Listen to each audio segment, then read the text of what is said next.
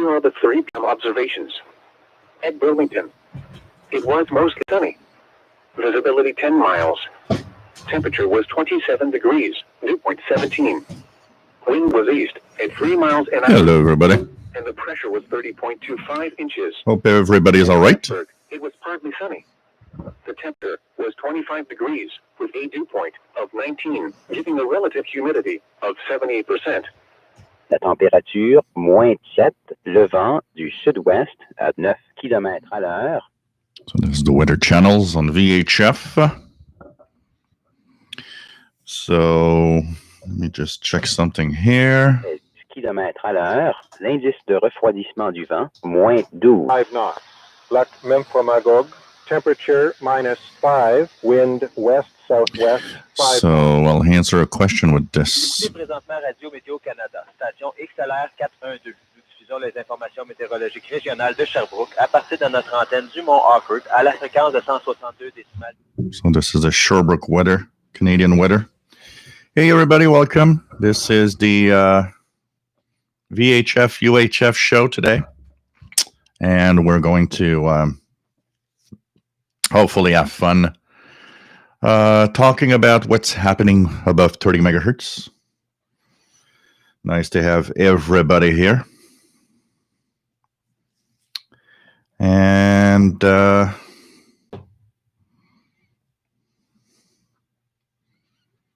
what else do we have? So everybody's all right, hopefully. This is okay here, and this is okay here.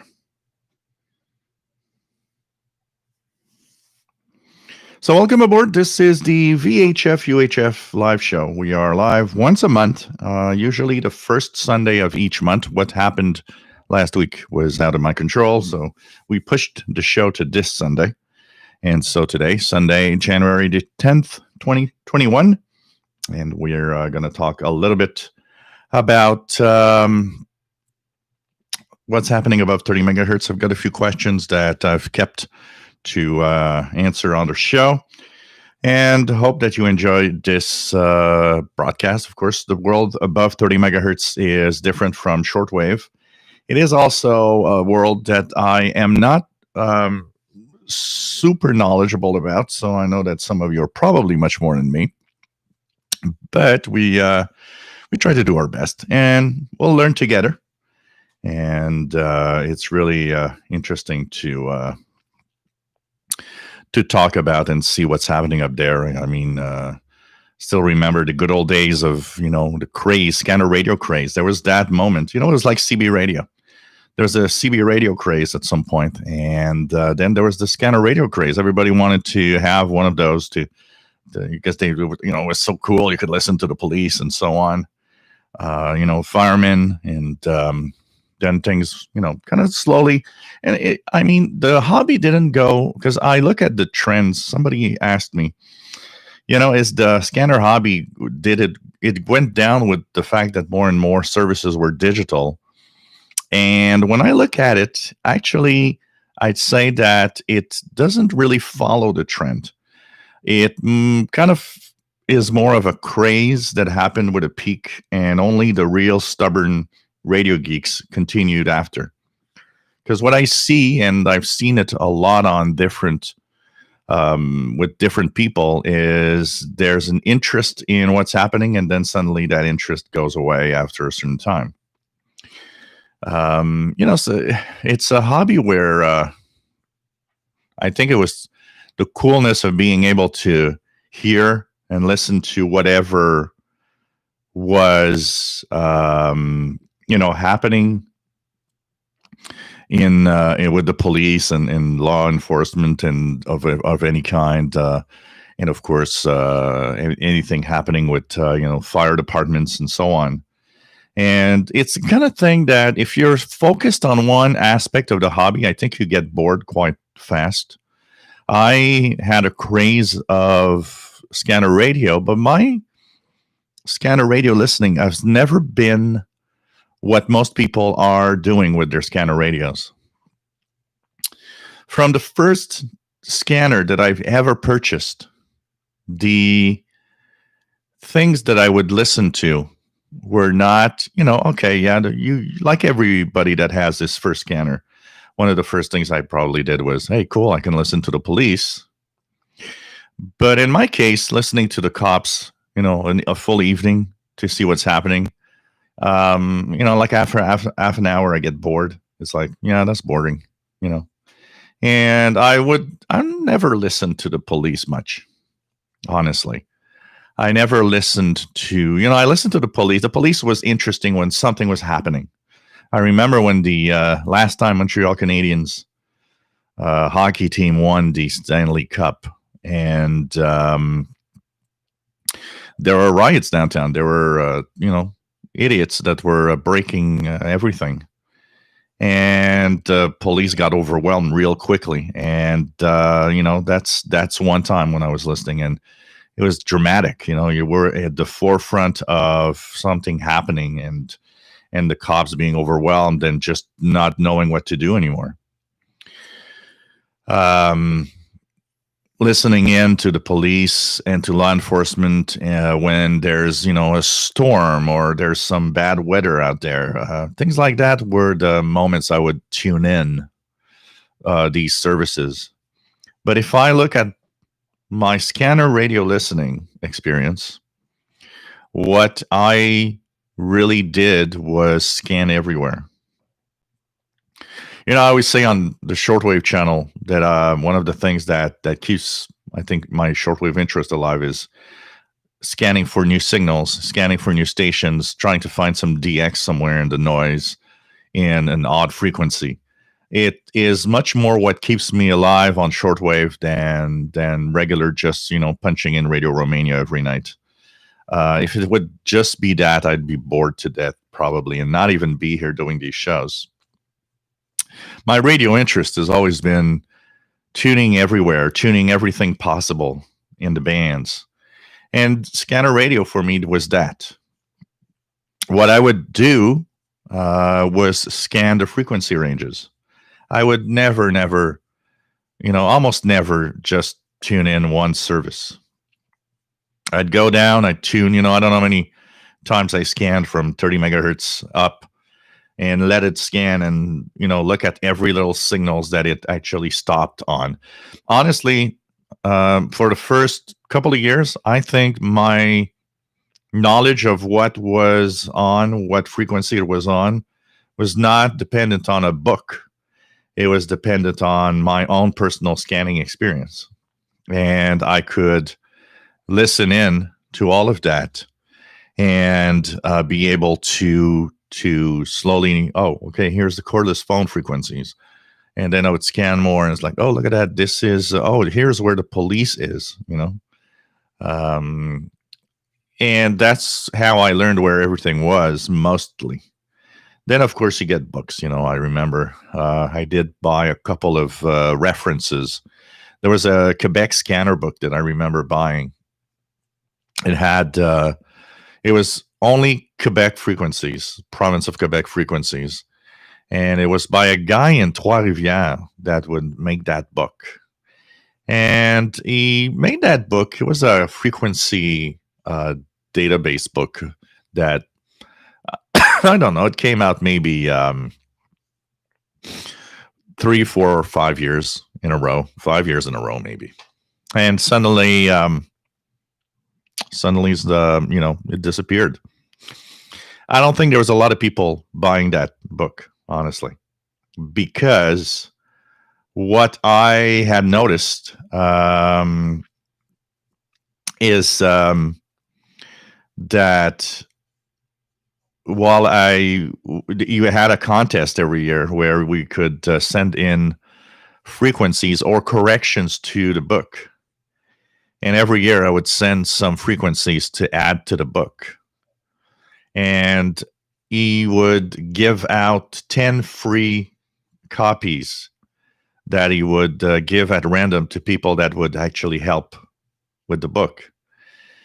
And I sent in frequencies 3 years in a row. And 3 years in a row, I won a book, which kind of told me man, there's not a lot of people that send in frequencies. Maybe there's a lot of people that purchased it, or a certain amount of people that purchased it, but there was certainly not that many people that would purchase that book because, I mean, to win that 3 years in a row, you're like, okay, now I'm one of the only ones that sends in frequencies or corrections. But my real passion, and by the way, for those that are asking, this is vodka cranberry juice. My real passion for scanner radio, and it's pretty much what I still do today, is to scan around the ranges of frequencies and see what's out there. And maybe that's why, even if some aspect of the hobby went digital, I'm still interested in the hobby. Because I think what happens is by doing that and by using a scanner radio in that way, I probably find tons and tons of analog frequencies to listen to. And I always note down everything and put them in memory channels. You know, I never use memory channels on a shortwave radio, but I use memory channels on a scanner radio a lot. So one of the things that I would do, and I still do, I mean, this summer I did that a few times, is start scanning a frequency range. Say I'm going to scan 138 to 174 megahertz. And I'm going to scan that range for a few hours. Every time it stops on the signal, I look at what it is and if it's worth putting in a channel. And so I have several scanner radios. So what I do is I scan with one and I put the frequencies and the other one in memory channels. And then, of course, it builds a database of frequencies and a lot of stuff you don't know what it is. One of the curious things I've been hearing in the past couple of weeks is some kind of automatic alarm, and it's like a pre-recorded or automatic message, and you hear like a female voice that says, alarm, alarm door 4B, second stage, and stuff like that, and it will repeat that, and it's like, yeah, okay, what's that? I think it's a hospital because once, or some kind of clinic, because once I heard that automatic process say, emergency alarm in the waiting room. So in the emergency waiting room. So it's either a hospital or a clinic of some sort. But it is kind of interesting because you hear that and you're like, where does that come from? That's so weird. So, there's stuff like that. I'm a distance guy. I like shortwave for the capabilities of listening to long distance communications. So one of the things I also like is scanning and to try to find frequencies and hear them as far as possible. That's one of the reasons I'm a fan of 6 meters, 50 megahertz, because of the capabilities of it propagating real far away. And when temperature inversions happen and all of that, well, there's all sorts of openings. Here, not being that far away from the U.S. border, I tend to hear VHF, UHF frequencies that come from, the state of Vermont and the state of New York, because they are so close. So there are stuff like that I can actually listen to and hear from time to time with the proper setup. So this is kind of the interesting part of it. So, sorry guys, I'm sniffling a little bit. So my interest kept on because I think I've never stopped on a specific thing. Scanning all the time made me hear things that surprised me. If you would have told me when I got my first 10-channel scanner radio, well, even before that, I had the Patrolman CB60, which was an analog multiband, VHF, UHF portable radio. And some of you had the shortwave 60, the SW60. I had at first a CB60. I see them there in front of me here. I have both now, the CB and SW60. I mean, these things were my first entry into the VHF UHF world, and it was fascinating. Back then, the police was in 150 megahertz in Montreal. I remember being somewhere 154 megahertz VHF and listening to those there. Then the police in Montreal moved to 410 megahertz range. That was my first entry into the world of VHF UHF. I was fascinated with what was in there. If you would have told me that I could have received satellites, I would have told you, yeah, get out of here. And when I got my scanner radios, started off with a 10-channel TRC. I don't remember which model it was. There's a 10-channel. It didn't have a frequency display. It just had channel display, 1 to 10.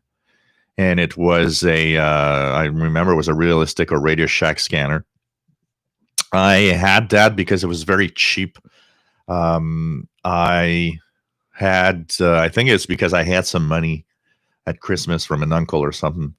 And they had on sale the 10-channel. It was a VHF UHF up to 512 megahertz, which was very standard at the time. And I think it was something like $49. And I remember I thought, hey, for $49, it doesn't have a frequency display or scan capability, but except for the 10 channels. But why not? I'm going to check that and try to find frequencies and stuff. And a friend of mine had a scanner radio, and I called him and said, "You have frequencies I can actually punch in this thing that I listen to?"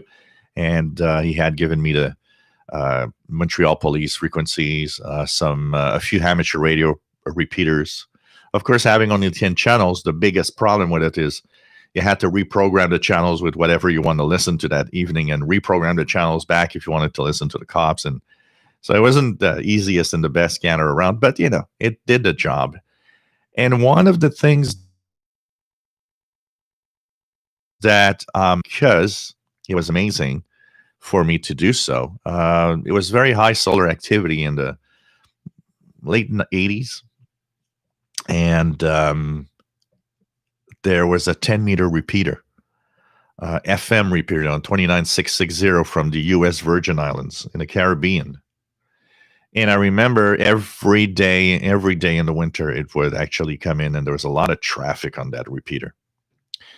And one of the fun things I would do is just let that scanner on 29660 because it would go down to 29 megahertz and just listen to the FM repeater all day long. It was kind of cool. Then I had my next scanner after that was a base scanner. It was the Realistic Pro 2022, which was a fine little radio. It had 800 megahertz. Yeah, it had 800 megahertz. It was quite sensitive. It was quite good. Then I moved on to the Pro 2006, which is right here back there. And it's actually right here in the picture, just behind my chair. That was my next purchase. Everybody was saying it was a great scanner. It was a great base station. So I moved on to that Pro 2006, modified it immediately with, that little clipping of a diode to get the cell phone frequencies. And I sold my Pro 2022 to one of my best friends that wanted a scanner. And I said, hey, how about this one? And I think I sold it for $75, something like that. And he was happy. I was happy because I was getting back part of the purchase of the Pro 2006, which was more expensive. And then I went into the portables again.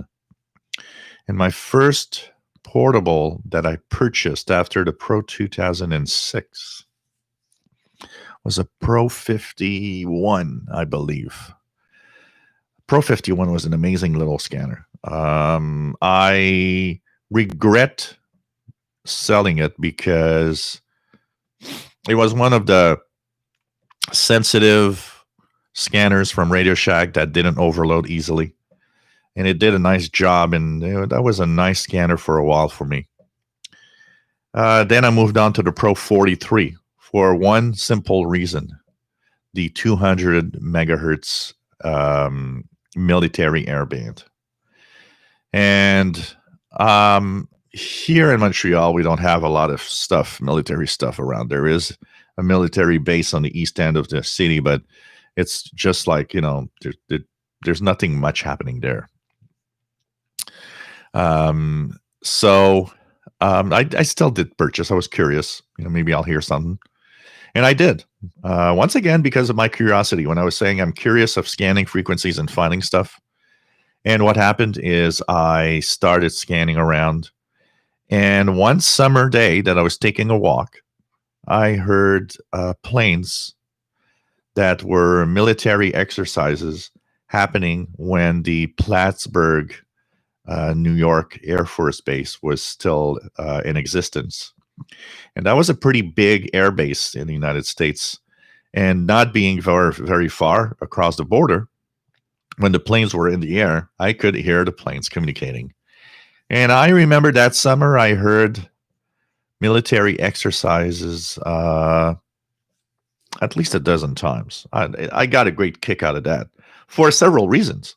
For the reason of it's military aircraft, this is so cool, but also because of the distance. It was like, well, that's across the border, it's more than 100 miles from me.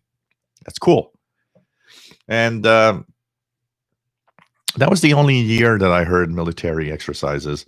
And that military base, I believe, closed down not long after I actually had received the planes.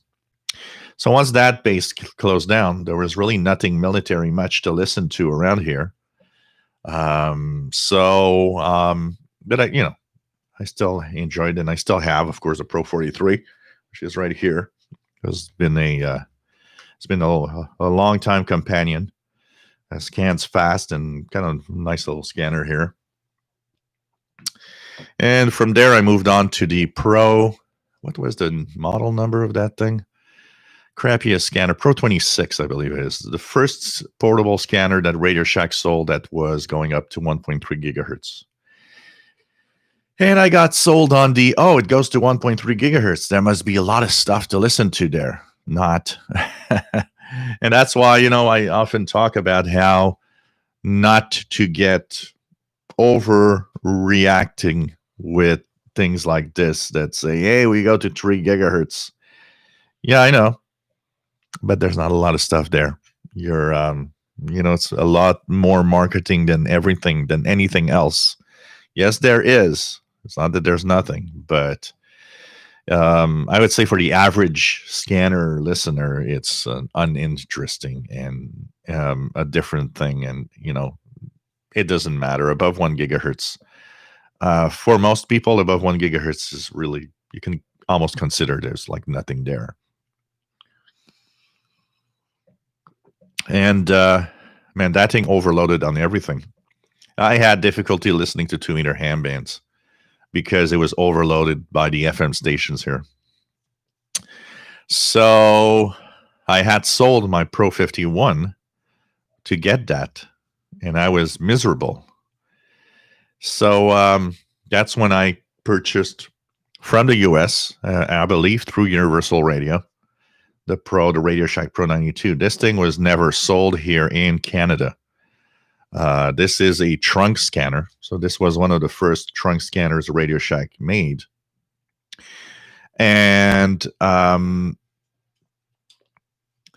this is a scanner radio that you had to purchase from the US if you wanted it, because there was no trunk scanners from Radioshack here in Canada at the time. So I purchased it, I believe, through Universal Radio. And that meant that I sold my Pro 26. And when the guy, I put an ad, classified ad, and the guy said, "Hey, I'm interested in the Pro 26. It goes to 1.3 gigahertz." I know I just shut up and I never told him that he was a bad performer. I just said, I'm purchasing another scanner. That's why I'm selling it. Which was not I should. It's sad because I kind of screwed him a little bit, probably. But oh well, it's life. And so I had taken back part of the money of the Pro 92 trunk scanner. And that was pretty much it. Then I got the ICOM ICR8500 for a reason, very simple reason. When my Kenwood R5000 shortwave receiver started going haywire, I wanted a replacement that had good VHF, UHF reception. And the ICOM ICR8500 fit that description. It was a fine shortwave receiver, but it gave me VHF, UHF capability with a very high quality receiver. So that was my main radio after that for a while. And, I've not been as active listening to VHF or UHF as I used to in the beginning, when I had my first scanner radios. But I like to take out the scanners from time to time and tune around, that's for sure. So, hey, there's a fine chat room if you want to join in and talk and ask questions and so on. And, of course, hope that you enjoy the show today. So, Matt, MDK2, nice to have you on board from sunny Denver, Colorado. Here it was a kind of a cloudy day today, kind of a grayish day. Bobby Burgess in Morgan City, Louisiana. Tim Lewis, nice to have you on board, says I have a scanner or two. I haven't used them seriously except to monitor the police and first responder services. VHF remains uncharted territory. So this is where you got to scan around the frequency range. And depending on where you live, it's surprising what you can hear. Here I'm lucky. There's a big airport. There's the Port of Montreal because we have the St. Lawrence Seaway. So I have marine communications. I have the airport that I can monitor with the planes and tons of other stuff around. There's railroad stuff that I like to monitor also. It's kind of cool. Rufus, nice to have you here from Laurentian Valley, Ontario. 45 unit, nice to have you here. Vince Perrault, salut, bienvenue. Nice to have you on board. Laura Robertson, nice to have you here. K04DFJ in Georgia. Nice to have you here, Laura. Rufus says should be working today, but lockdown. Yeah, it was weird last night. The first curfew ever. It felt weird, and somebody was sharing the pictures from the Quebec Transport pictures of the different highways. They had the different cameras all over the highways everywhere. And there was like no cars nowhere. It was just crazy. A friend of mine called me up. He lives downtown, and where he lives right next to René Lévesque Street. It's always full of traffic there. And he called me up. He said, you know what? It's so weird. There's not even a car. It's so bizarre. And it's actually very, very weird. Neil, nice to have you on board from the UK, M0CJM. Hi, Brawler. Nice to have you here from Arkansas. Rufus, rather enjoy a good show with Jill and Paul anytime. Yeah, why not? Who cares about work? Noodle Ham Operator, nice to have you here from Georgia. JRDX, nice to have you here. Randy in Riverside, California. Nice to have you on board. Catalin, nice to have you here. Finally, we can talk about L-band and the interesting stuff, mostly line of sight. It depends on the frequency ranges. Depend on the frequency ranges, not changes, but ranges that you are in. Because depending on the frequency range, the propagation is for VHF and above, usually line of sight pretty much. But depending on temperature inversions, there are frequency ranges like and the VHF, UHF range that sometimes can really propagate like real long distances. 45 units. Have you ever monitored the frequencies listed for the Ice Road Truckers radio to see if they are used nearby by other truckers or a private chit chat? No, I've never really monitored anything in that style or that range of frequencies. I've never really thought about it here. I mean, I'm in the smack in the middle of a big city, so there's not a lot of that thing going on. But no, I can't say I've ever really monitored stuff. I did some interesting because I was testing antennas, and I'm going to show you the 2 antennas that I received from Amazon. These are brand new antennas that I got. They are telescopic with BNC. The one with the coil here is rated from 25 megahertz all the way up to 1,300 megahertz. And the one here, which is a different type of plastic coil in the bottom, I guess, is rated for 20 megahertz all the way up to 1,200 megahertz. And they say that it also is good up to 10 watts transmit. They also state that this one should have 3 dB gain. So these are 2 antennas that I purchased on Amazon. We're going to talk about that just a little later. I'm going to put them here so we don't forget.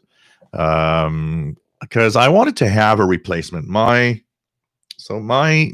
old scanner antenna, my old antenna that I was using, was this one. And this one has one big flaw, is that it's breaking apart into tons of little pieces.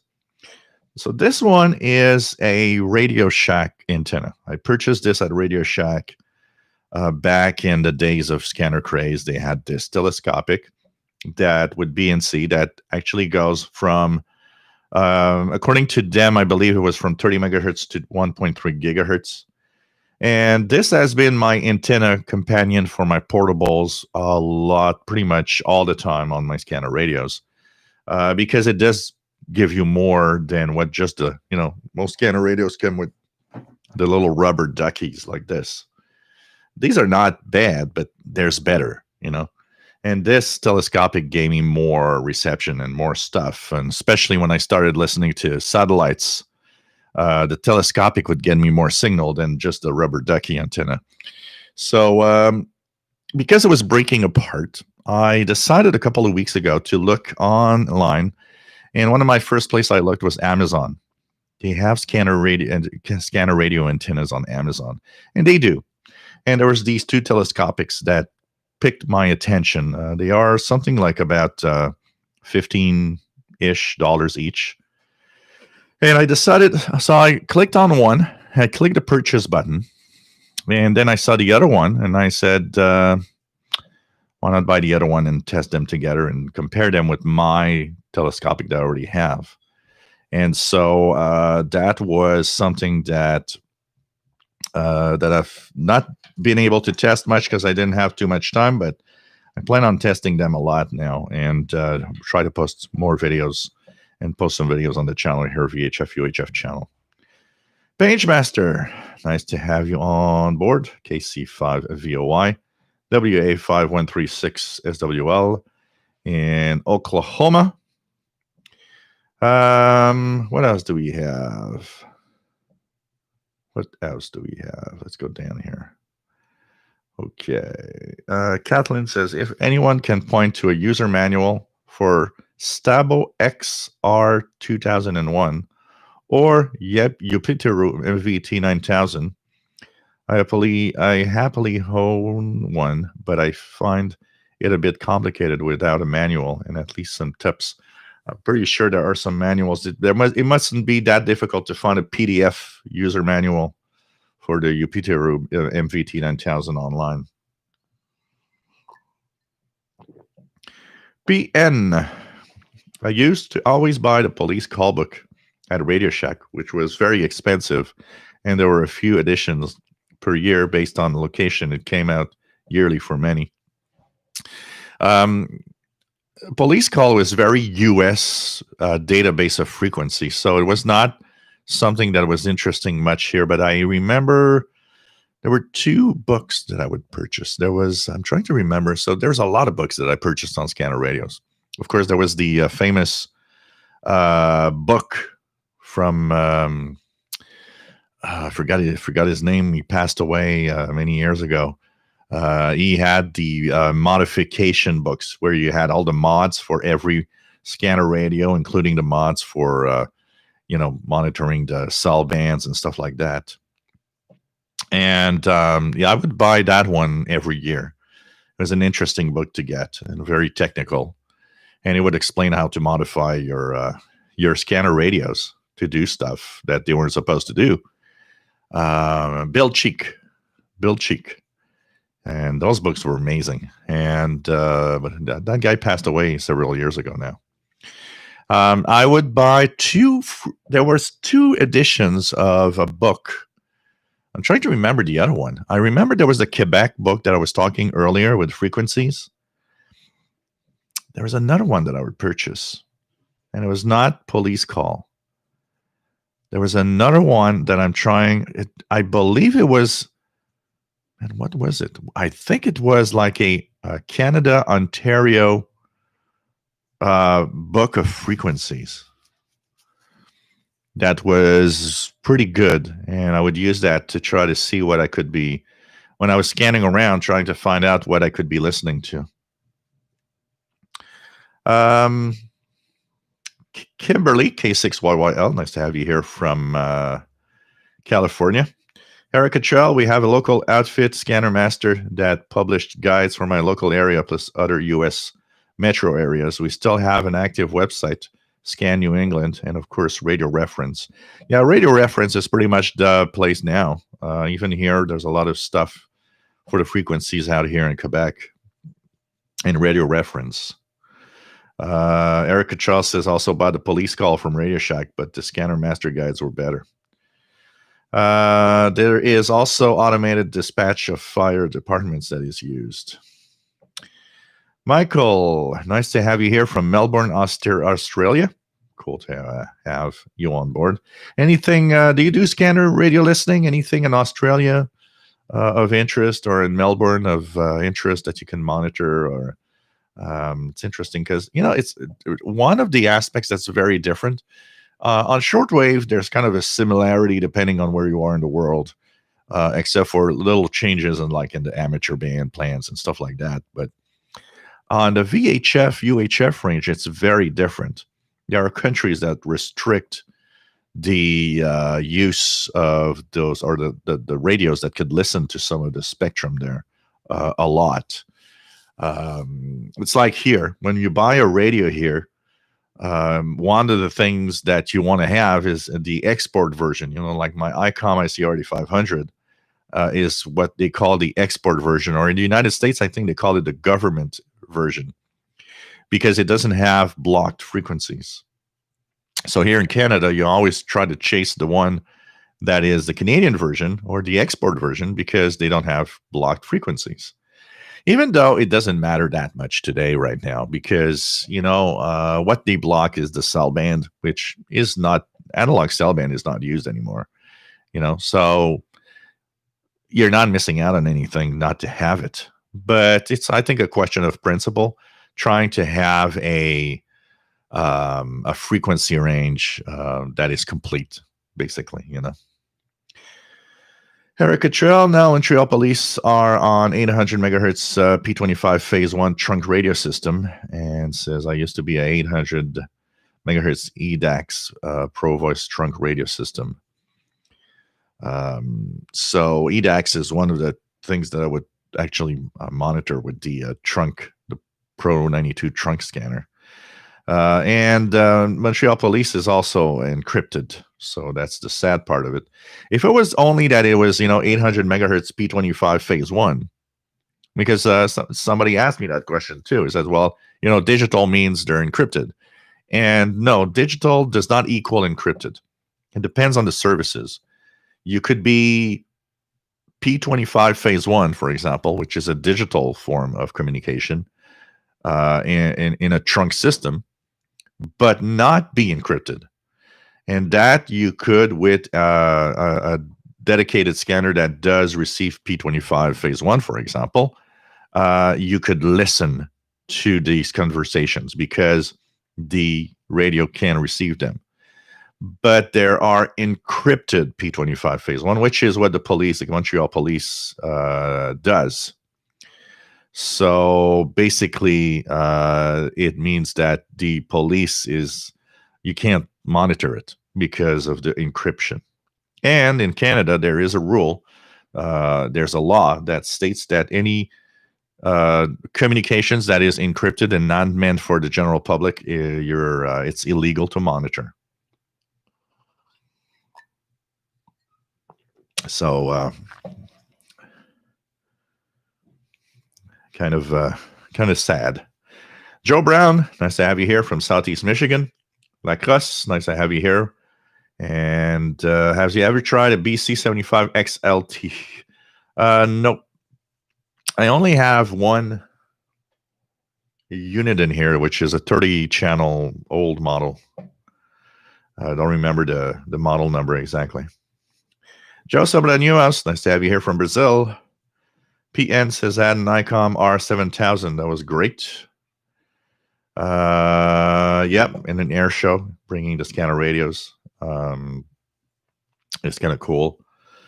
Catalan, the small planes and the planes without engine are also on the airband. Any planes that, like the small planes, all of that need to have a radio to communicate with the airports. I believe it is a requirement. I believe it is a requirement.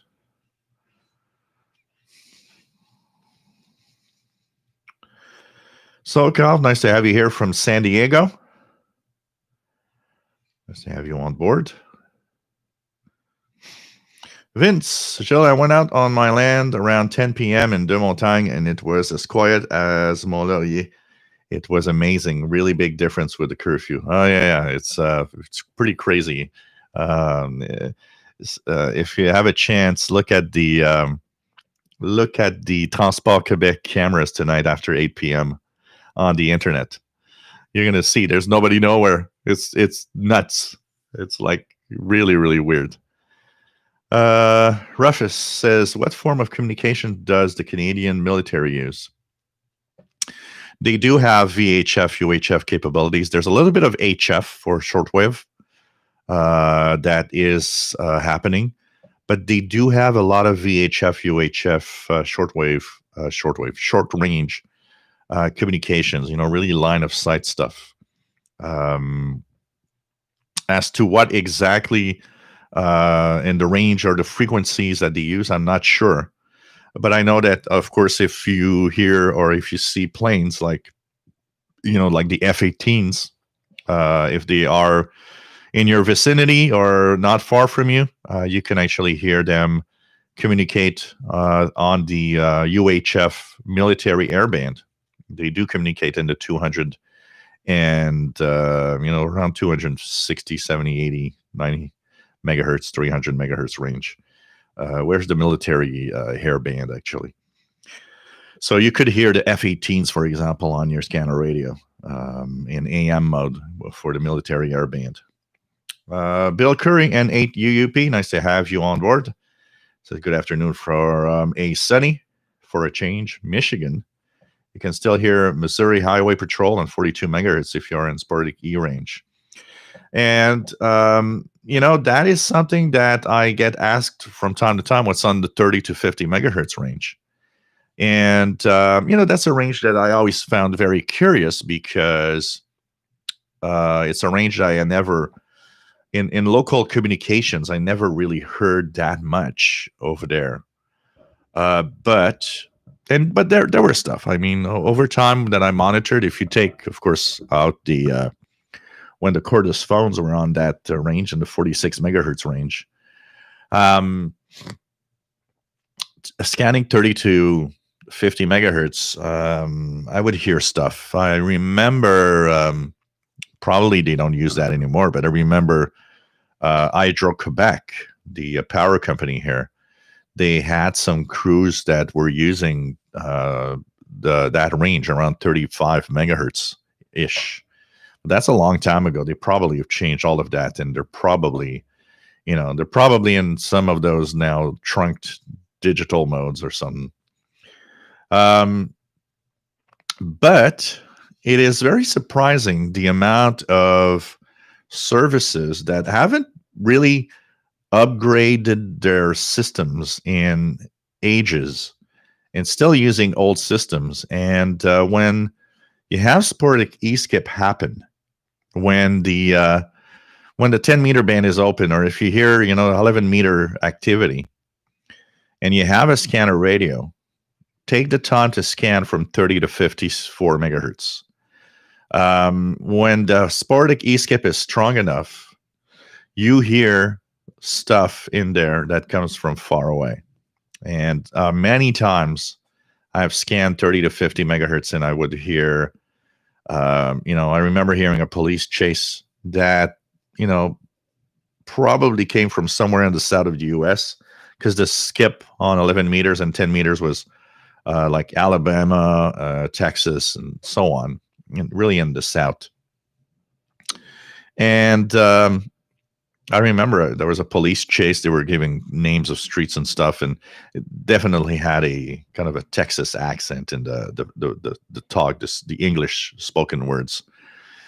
So you can hear stuff from really far, and that's a very, very unique thing.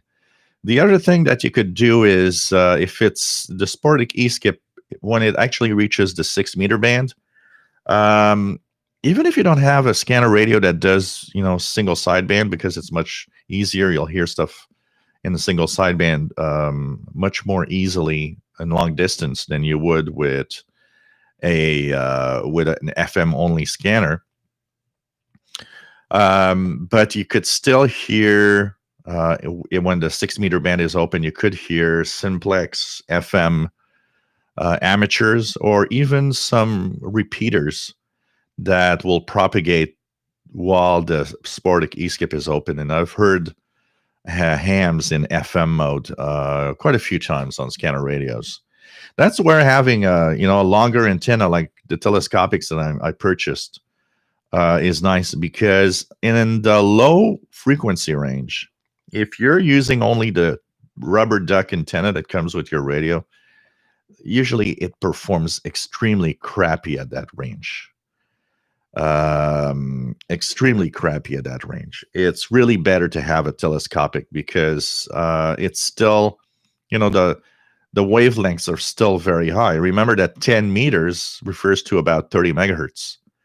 So that means that having a long antenna is useful in the low frequencies. Even many times when sporadic e-skip happened, what I would do on my scanner radios, I would switch from my VHF antennas to my shortwave wire antenna, and often have better reception because the wire is longer, so it is better for the low frequencies that have longer wavelengths.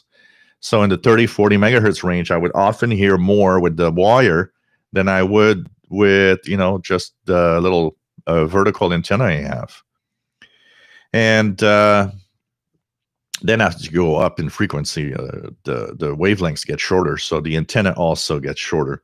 So it's not as much of a problem. James Farley, nice to have you on board from New Jersey. Roberto Rojas, nice to have you on board, my friend. Chin Chin, nice to have you here. Understand the times, nice to have you here. KC8KSK from South Carolina. Ray Carlisi, nice to have you here from New Jersey. Yeah, Eric Belchik, I remembered his name after I had the book in my mind, but it took me a little while to remember the name. Kathleen, I would like a telescopic antenna that has the frequencies marked on it, so you can know how much to extend it for the desired frequency.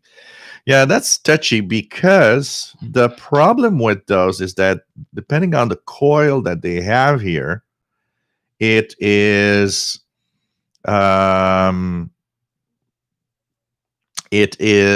not the same for every antenna. And what I do, honestly, this is pretty much the test that I do, Kathleen, is I will tune a known frequency and a frequency range. And I will slowly extend the antenna until I get the maximum signal. And roughly remember, okay, so if I extend it, 7 sections or 8 sections, it's good for that range. If I do it if I listen to really high frequencies like in the 800 megahertz, of course you don't extend it very, very long. But it wouldn't need to be done before, because each telescopic is different. So 4 sections off of this one will not give you the same frequency as 4 sections of this one, because the coils are different and they're kind of designed differently. Understand the Times purchased the AE Creative 50-inch telescopic, which is one of the antennas I have here, the 20 to 1300 megahertz. Compared to the Radioshack center-loaded telescopic, I think it receives better in the civilian hairband. I'm going to try to scan more and test more with all of that this week to check out. Dr. Sisop, nothing here on 30 megahertz. I haven't heard here in 30 to 50. I haven't heard much in the 30 to 50 range in the last few years. Last time I heard something on the 30 to 50 megahertz range was when Sport a Key Skip happened, and I would hear the stuff coming from the United States, where there's still a lot of 30 to 50 megahertz range law enforcement. On my phone, law enforcement and all of that.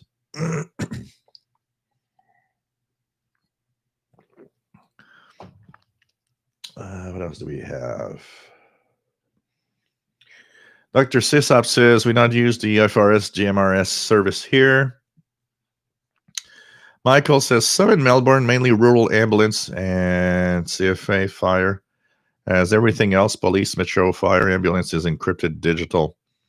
Other than that, just random scanning like taxi, bus services. Yeah, and you must have the amateur bands. So kind of interesting. There are companies also, all sorts of random stuff. Ray Carlisi says, I have a 1988 release of Police Call covering New York up to Maine.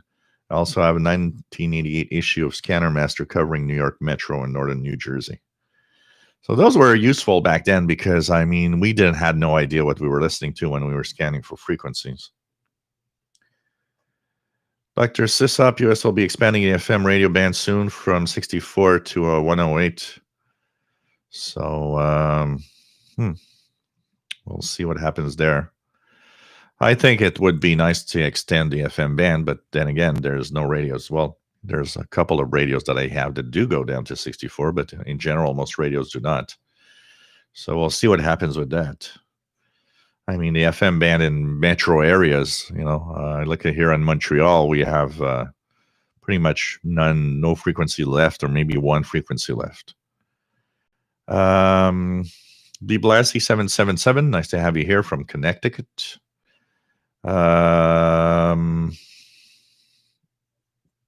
Rufus says, I have Griffins and Chinooks always, but I can never seem to hear anything.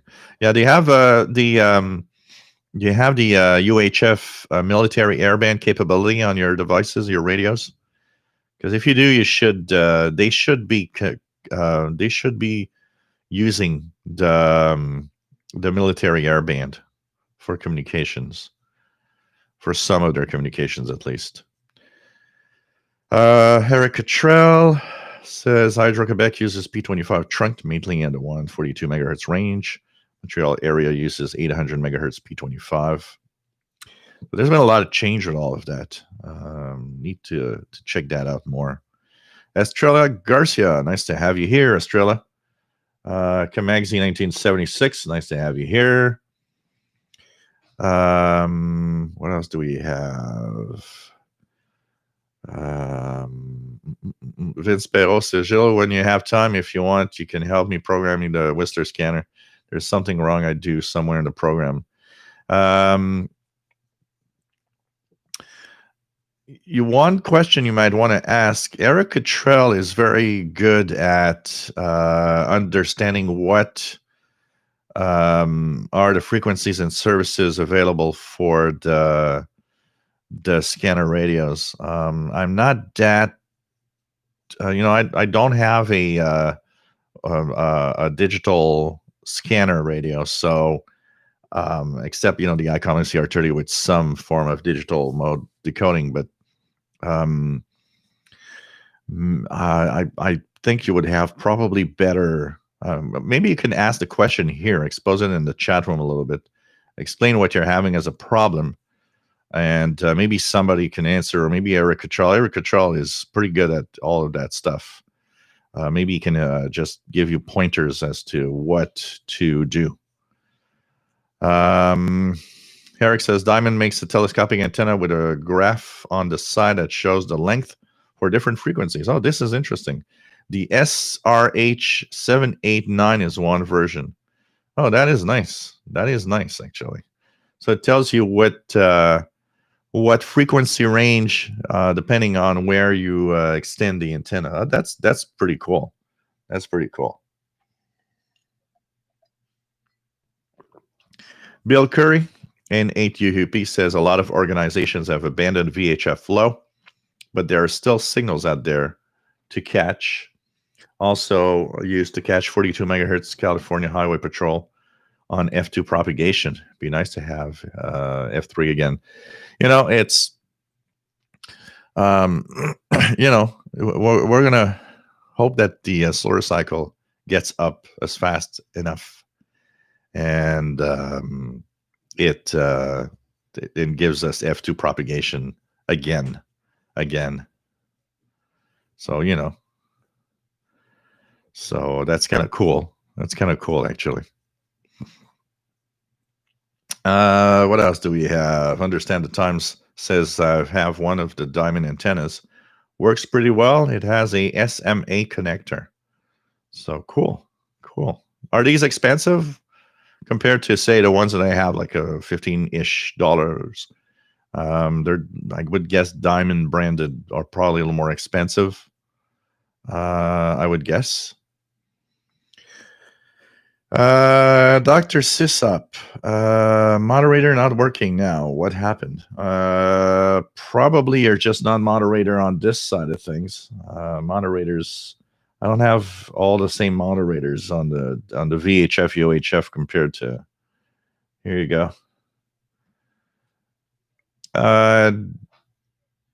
Diesel Dog Walker.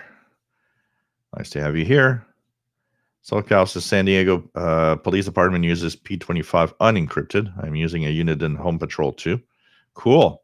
These are nice. Somebody asked me the other day about the Home Patrol, and he was looking at how they seem to be easy to use. And there's one thing about the Home Patrol that I think is probably appealing to a non-technical scanner user, is the fact that with your zip code or postal code, it can download the database of frequencies and automatically program the radio for you, which I think for a lot of people is a good thing. The scanner radios today, scanner radios have always been, let's say it, scanner radios have always been a little tough, a little complicated to use. And it's even worse when the manufacturer gives you a crappy manual with it. A great example of that was, for example, the ICOM ICR20, which has a crappy manual for explaining so many things. But for example, the Radioshack Pro 92, the way that they explain how to program the trunking system is totally wrong. And I was unable to program a lot of the stuff there until somebody came out with his own personal manual on how to program it. And then I understood, okay, so the manual is completely out of whack. It doesn't explain it really well. David in Barcelona, nice to have you on board. And has been watching for some time already. Well, I carried out some work. Cool. Welcome aboard from Barcelona, Spain, where you guys had some snow there, eh? I actually blew out the window and pushed the snow to Spain. Luke Bartek, I have a question for you. What does not fit? I want to make your live stream a little more unique and versatile. What is the purpose of life for you? I don't really care about the purpose of life, about the fact that I just want to talk radio. We talk radio. That's pretty much it. Herica Trail Diamond RH789 is the BNC version. Okay. And the 7 SRH. Okay. The RH789 is the BNC, and there's the SRH. S probably for SMA. Erica Trail says the database for the Uniden and Whistler scanners are based on the radio reference data. Okay, that's where they get it. That's where they get it. Yeah, sure. Here we go. Vince, moderator status is now there. So $32.95. Well, they're not that bad. $32.95. That'd be interesting. Huh. So it's kind of nice with the markings. You know where to listen to. Dr. Sissa, my Ranger RCI 2950 went up to 32 megahertz. And many people on CB use them frequencies on FM and SSB. Oh, really? Wow. Wow.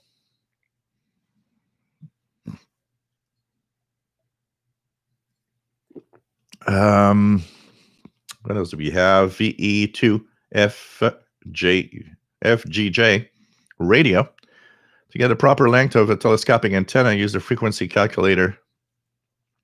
Yeah, but the problem is that works well for a telescopic that doesn't have a loading on it.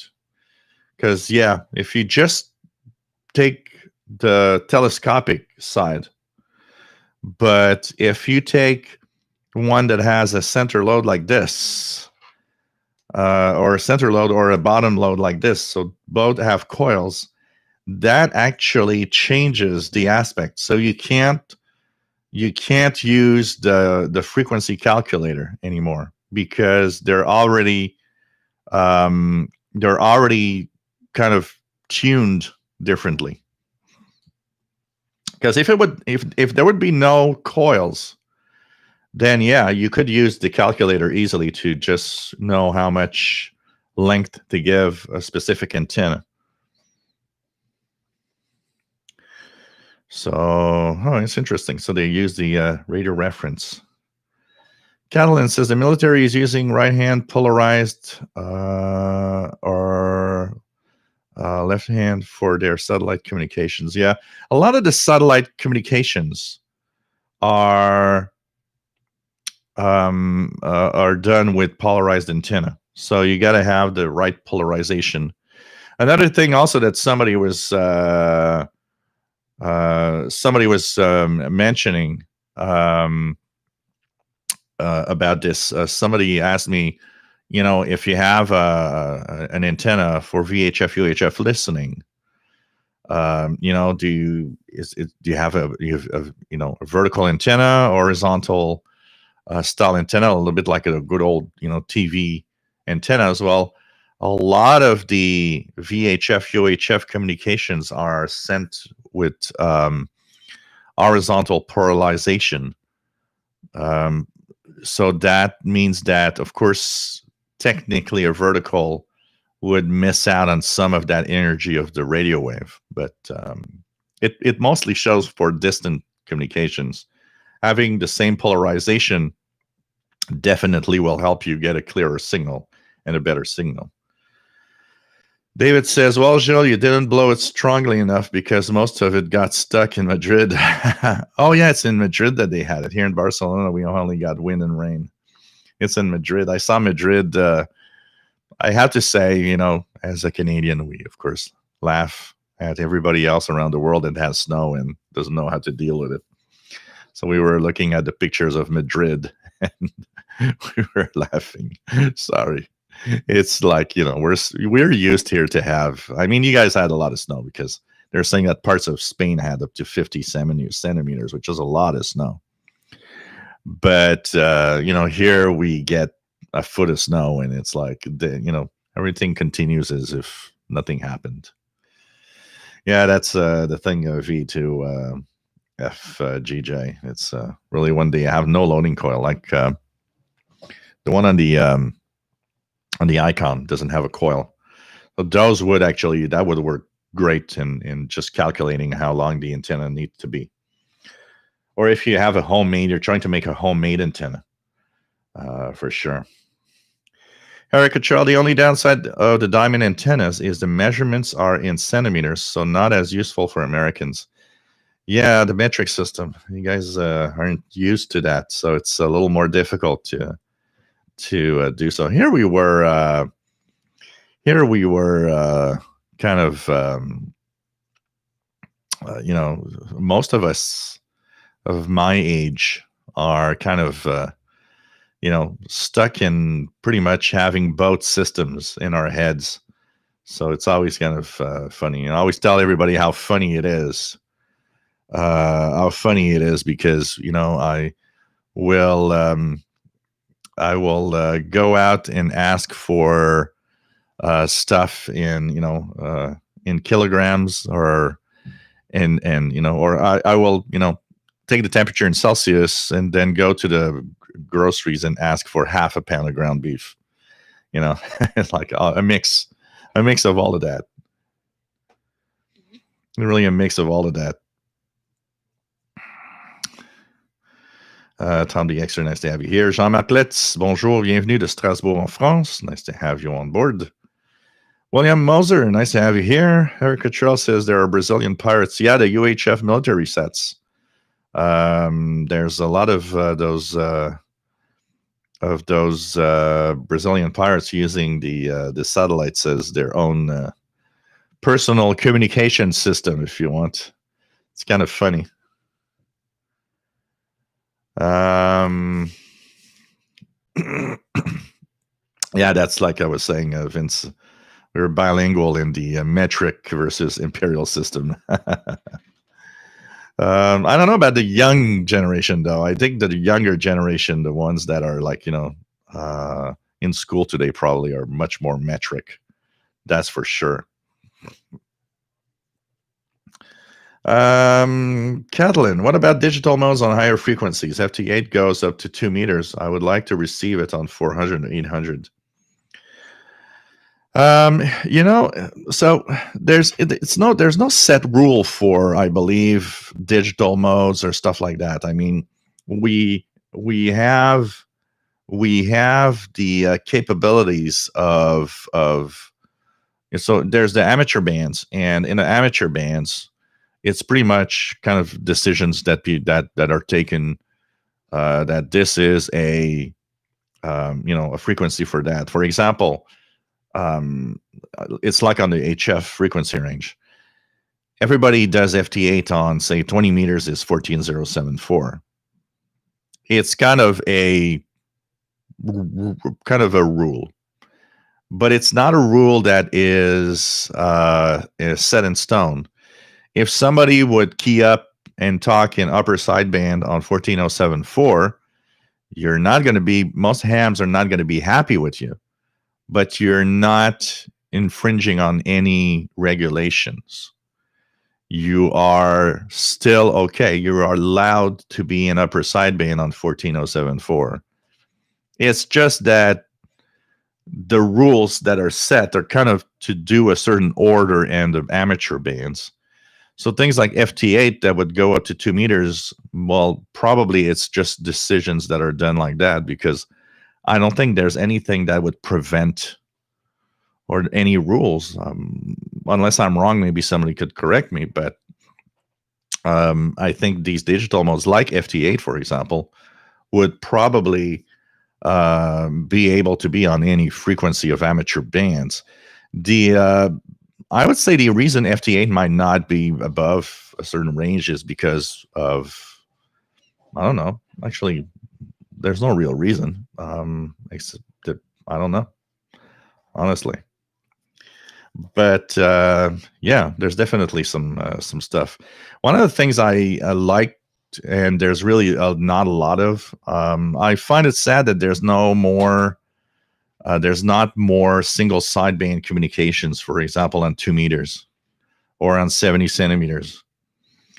I remember here there used to be a net in Montreal, a single sideband net, which was, I think, on 144.250, something like that.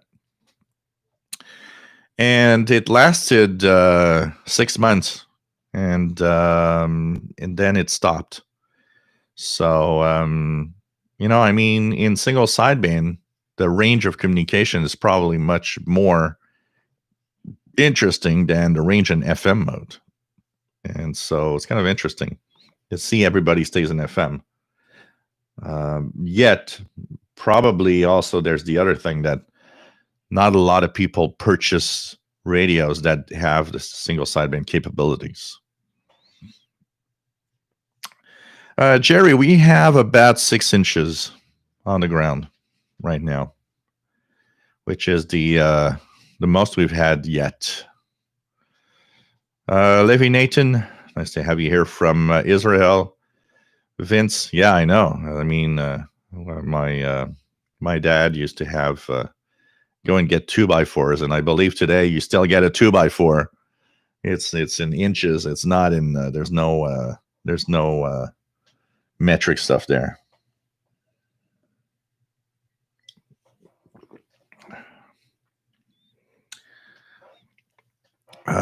For FT8, each amateur band has a section for digital modes up to the gigahertz. Does FT8 go up to the gigahertz? There's kind of an official, frequency for each band. I've never tried FT8 on. The highest I've tried FT8 was on 6 meters, where I've heard was last summer. I think I heard Mexico on 6 meters, which is always mind-blowing. 50 megahertz is crazy.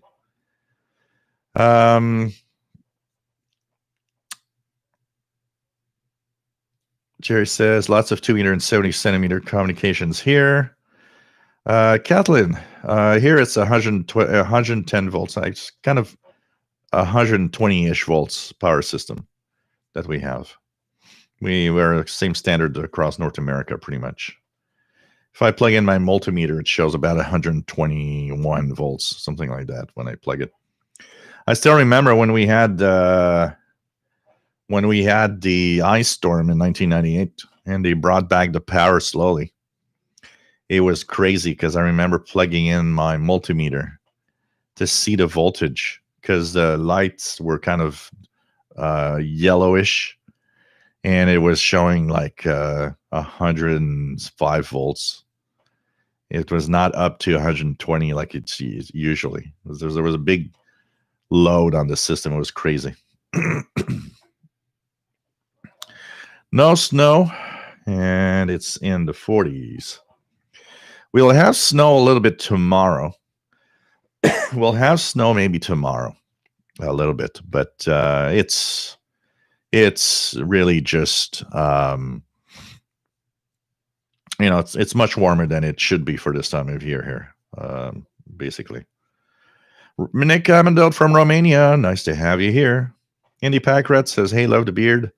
Nice and cold here in South Bend, Indiana. Here we're it's kind of cool, but it's not cold. Sorry, it's not cold like it should be. We should have colder temperatures than that right now, and we should have more than 6 inches of snow on the ground usually. Bill Curry, 50. Sorry, guys. 50.313 for 6-meter FT8. 5232 for FT8 DX stations working North America.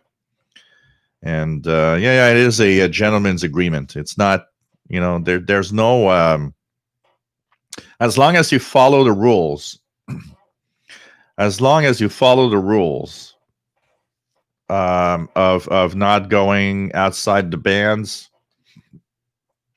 and the maximum allowed bandwidth that you can reuse on a certain frequency range.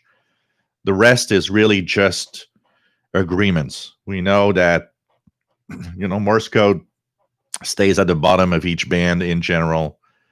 And digital modes, they have their little range where, well, this is for PSK, this is for FT8, this is for RTTY, this is for, it's really just a gentleman agreement. It's like, it gives a certain order to the bands. But where you see that it's a gentleman agreement is when there's contests. I was tuning, when you tune, I mean, look at the RTTY contests. When there's radio teletype contests, I mean, they're everywhere and they just go real high in frequency. What usually is reserved around, 14080 to 14100 on 20 meters suddenly goes all the way up to, 14160. Same for CW. When the CW contests are on, there's Morse code everywhere. It's crazy. So, it's a gentleman agreement. It's not something you have to. But, I think we all agree that if somebody goes on the FT8 frequency and starts calling CQ in single sideband, there's going to be a ton of hams that are not going to be very happy at you. So you're just going to stay away from it, Pretty much. What did you order, Kimberly K6YYL? What did you order? Want to know. We want to know. Rufus says, no snow and decent here. We should be in deep freeze down. Yeah, same here. It should be real cold. Erica Trell, 144174. Let me check if I hear something like that here. 144174. That's an upper sideband.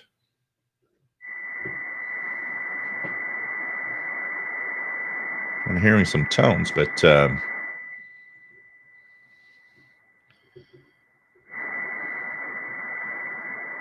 I'd be curious to hear any FT8 on those frequencies. 222-33065. Huh, interesting. I'll check that out.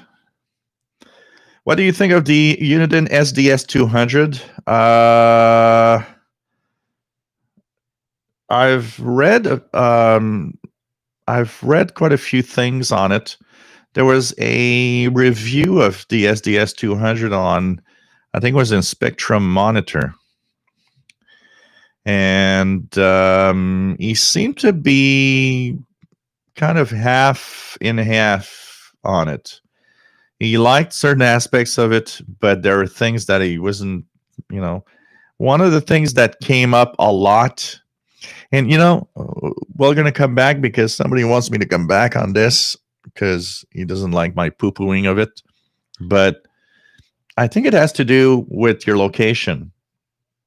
You guys know that I've bashed the ICOM ICR30 quite a lot because of the overload that it actually has on the VHF UHF range with the FM stations here, and it really it's making me not happy of this radio. But I think the SDS 200, what I've mostly seen is a little bit the same thing. It's that if I had that Uniden here, I think I would not be happy because of what I've read on it. But I would agree, and I'm sure, and you know what, there's quite a few people that have the ICOM ICR30 here that I have, and they're happy with it. And I think it comes down to that. It comes down to your environment. How strong are the FM stations around you? How strong are the signals around you? And where the ICOM ICR30 falls short is in a city like Montreal, it just overloads on everything. But I bet you, and I think is where some of the users of the ICOM ICR30 are happy, is that they live in areas where the signals are not as strong as I have here. And when that happens, that's where the radio starts performing nice because it's very sensitive. And if you don't have too many strong signals around you, it probably doesn't overload. So if that happens, it probably starts getting working as a pretty good radio. You know, when I poo-poo the ICOM SCR30, it's mostly because at the price range that it is, they could have done better to prevent that. You know, because I have to play with the attenuator all the time, and depending on the frequency range, and it gets nuts because depending on where I want to tune, sometimes it's like I have to put the attenuator at 1, sometimes I have to put the attenuator at 2. There are even some places where I have to put it at maximum attenuator at level 3 in order to get something. And I mean, if I don't put the attenuator at least at 1 level, then signals that should be there are not there anymore. You know, I don't know if I can quickly demonstrate something here. So here is the frequency of the Coast Guard. So depending on the receiver, it's not everywhere the same. So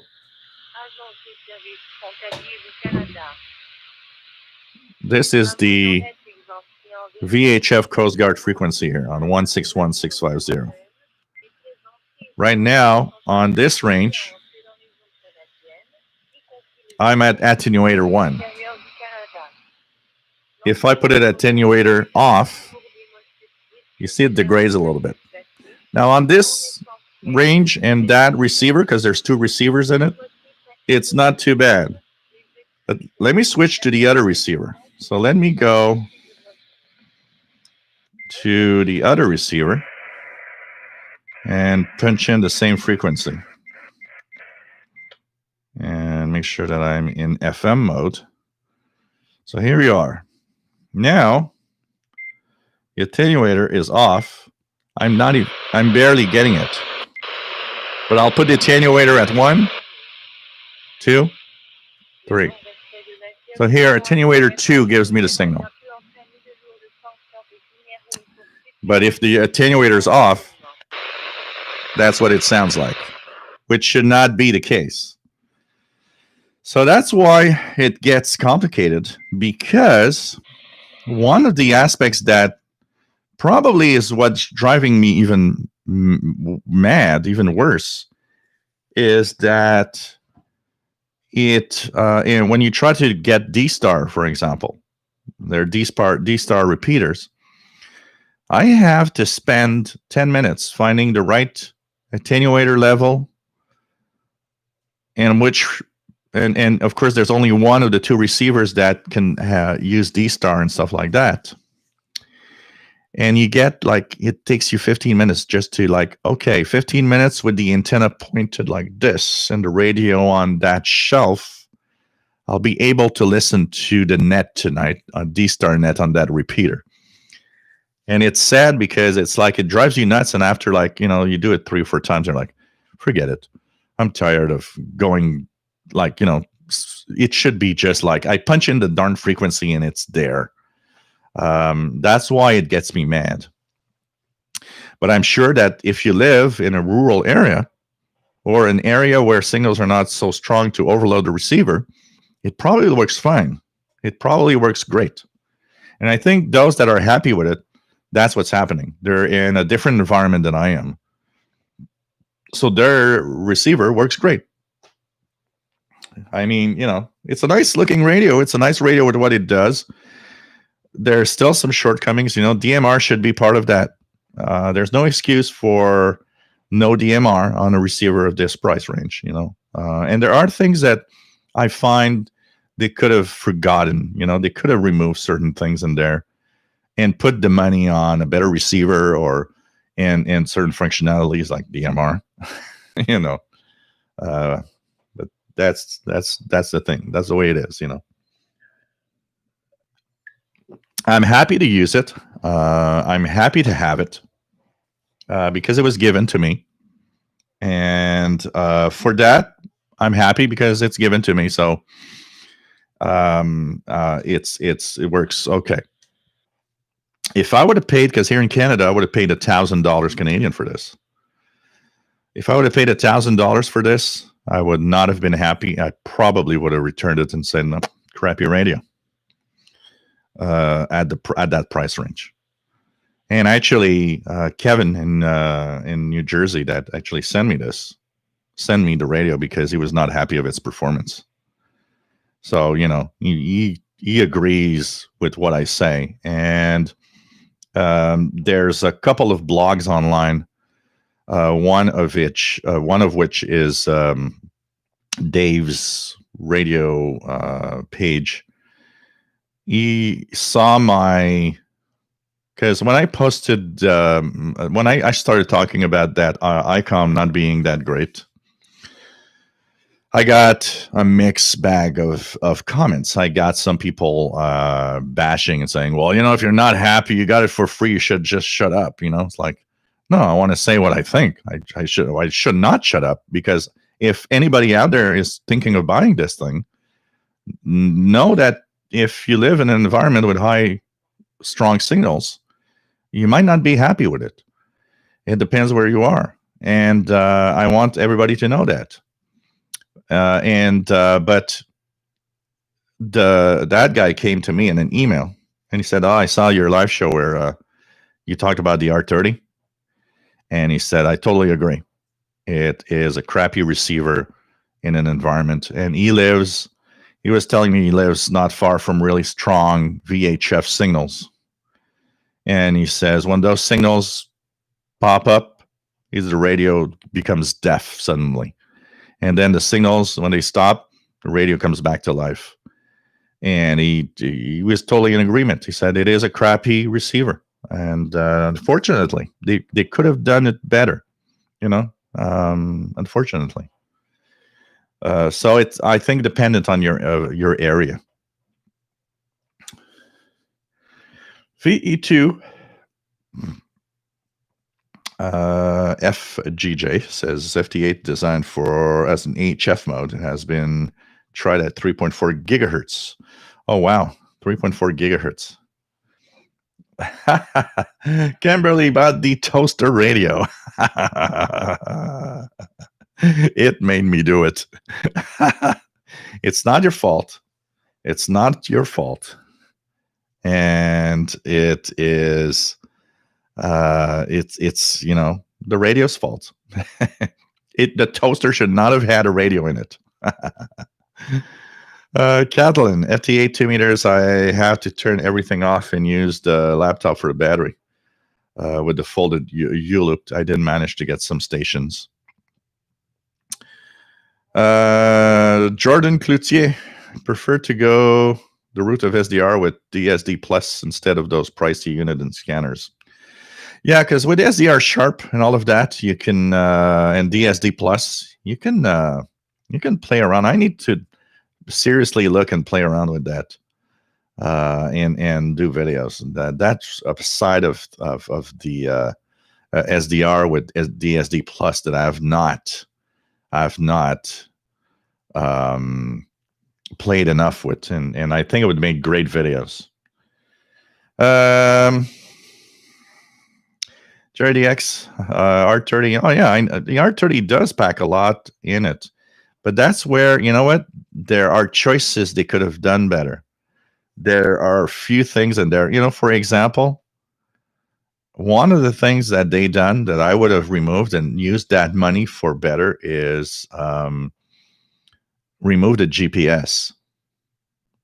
Remove the GPS. I mean, I know why the GPS is in there, because there are things that could be technically useful in the way that it can scan and that it can use the GPS signal. But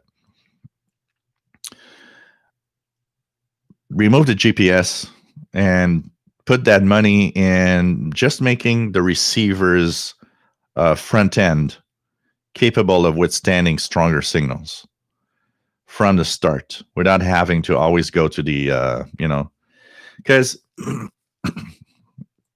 that's where you think it's. I mean, if you look at that little example I just did, the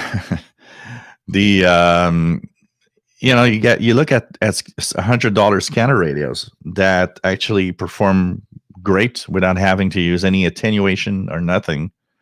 And you have it's a non, it's nothing crazy about it. It's easy. It just works. It's just sad. I mean, it's like I said, I got it for free. I'm happy, and I do use it. I do use it for different things. I actually have made myself an extra SMA connector that I rigged with the W6LVP loop, so that I could plug in the ICOM SCR30 and go check the HF bands, the shortwave bands on it. And even there, it's a, like, if I compare the ICOM SCR30 to the ICR20, one of the things that I will say on the HF band shortwave, it actually is better than the R20. Mostly because it has the narrow mode. Because on the R20, the biggest problems for shortwave was that the bandwidth was too wide. And by the way, the R20 is also plagued with overload. Not as much as the R30, but is also plagued with overload. And I often had to play with the RF gain to attenuate. But so that side was really nice, and it's a better shortwave receiver than the R20 for the narrow mode. But it's interesting because this afternoon, before the show this afternoon, I tuned 19 meter band. Actually, I tuned WWV on 15 megahertz on the ICOM SCR30, and I could hear it with the W6LVP loop. And on the same loop, I had the Texan R990X.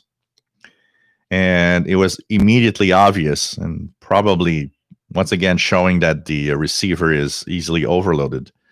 I could hear on the ICOM ICR30 WWCR, which is on 15825 in the 19 meter band, but a very powerful signal here in Montreal most of the time. I could hear the audio of WWCR just barely in the background with WWV on the ICOM ICR30. So it shows you that it was overloading a little bit on some of the strong shortwave signals, where the 990X portable was not overloading at all. But, I still play with it, and I still use it. And, I follow a few D-Star nets. I find it kind of cool to listen, once you get a hang of it, it's like, yeah, okay, I put it on shelf number 2 with telescopic, two sections of telescopic lower and attenuator at 1.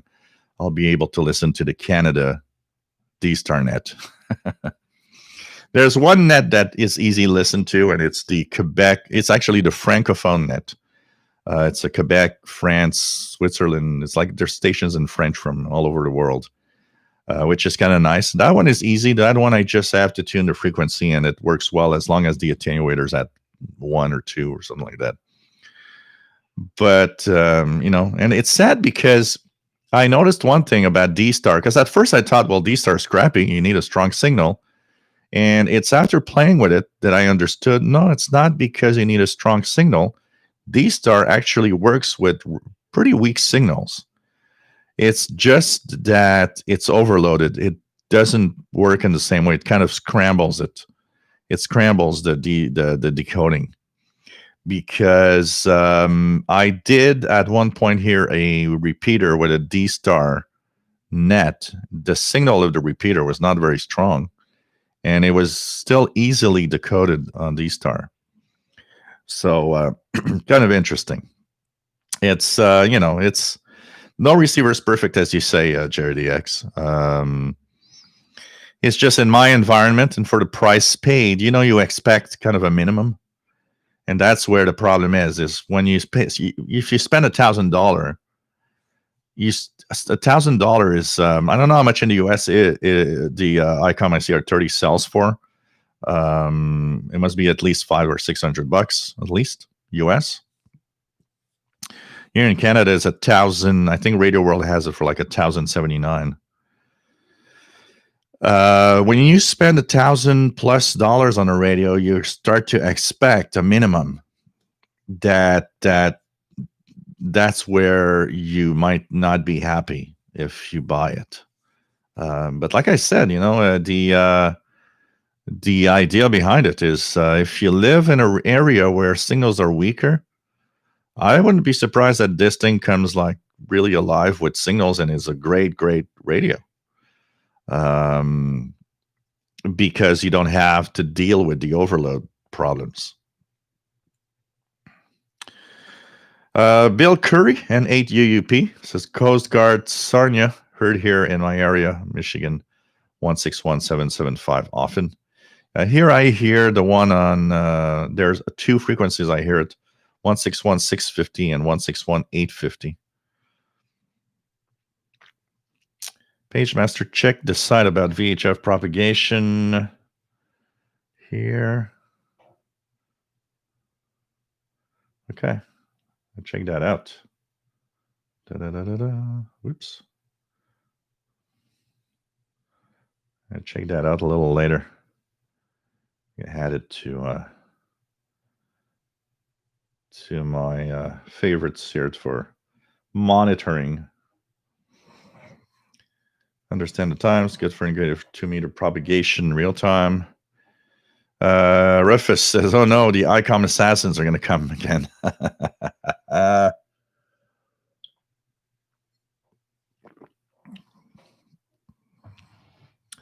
So APRS is for position tracking. Yeah, it's like location tracking. You know what? I need to and understand the time says you can send text messages and weather data via APRS. Actually, it's like D-Star. One of the things that I find cool about D-Star is a station with D-Star can get on the repeater, and you'll see the name, for example, his first name and the call sign. There's there's tags. You can actually put some text there. So you could see the name of the person and the call sign and so on, which I find kind of cool also. I need to get more into that. Honestly, this is where I'm probably would need to... one of the things I was thinking of doing, so my new gaming laptop, I want to install the RTL SDR V3 dongle on it, which works decently on the VHF, UHF range, honestly. And I want to use that and SDR Sharp and start playing around with all the plugins and all the things available, including a DSD Plus stuff for trunk tracking and for digital communications and stuff. Because I'm pretty sure that a lot of people would find it really, really nice to have videos of that here on the channel. And, at the same time, it make me learn more about all of this. It make me learn more about how all of the communication systems work. I have a pretty big lack of knowledge in a lot of the areas of the VHF, UHF communications. And I think that would be nice because it would make me learn more about it. And, in these days where there's a little more encrypted communication or digital communications, Well, one of the things that happens on the VHF UHF channel is, okay, what do we talk about? How, what are the subjects we can bring? And of course, in SDR times, there's a lot of stuff you can actually talk about using an SDR. I'll say honestly, an RTL SDR V3, I don't like it much on shortwave or medium wave because it has spurious signals everywhere. But I've been pleased and kind of surprised at the decent VHF UHF range frequency sensitivity, and I was actually able to listen to satellites, which surprised me. I never thought that an RTL SDR V3 on my mobile vertical outside would have been able to pick up amateur satellites, and it actually does. So that's kind of interesting also.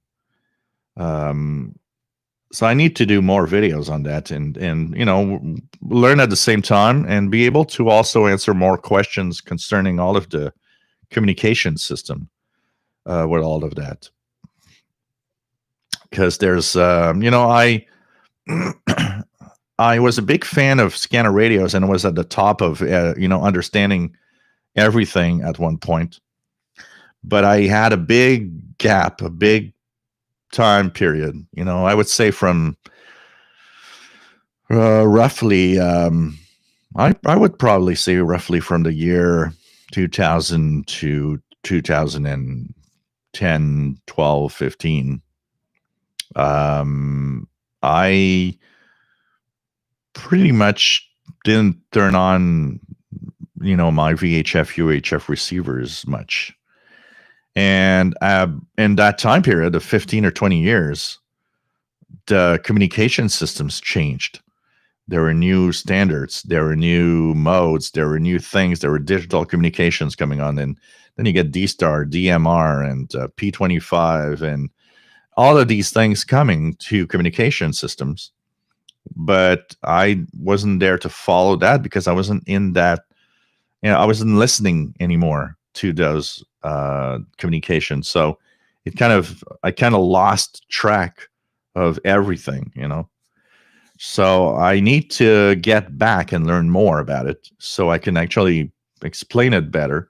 And at the same time, what's nice here is that as I learn, I can also make videos and help others learn the same types of communication, learn all about all of that at the same time. So that's definitely something that I need to try to do in the near future.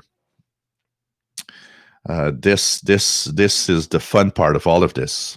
Yeah, like you say, Rufus, we learn together, and it's often a hit miss thing, and that is also interesting because when when I post videos or if I do a live show and talk about something, there's for many things there are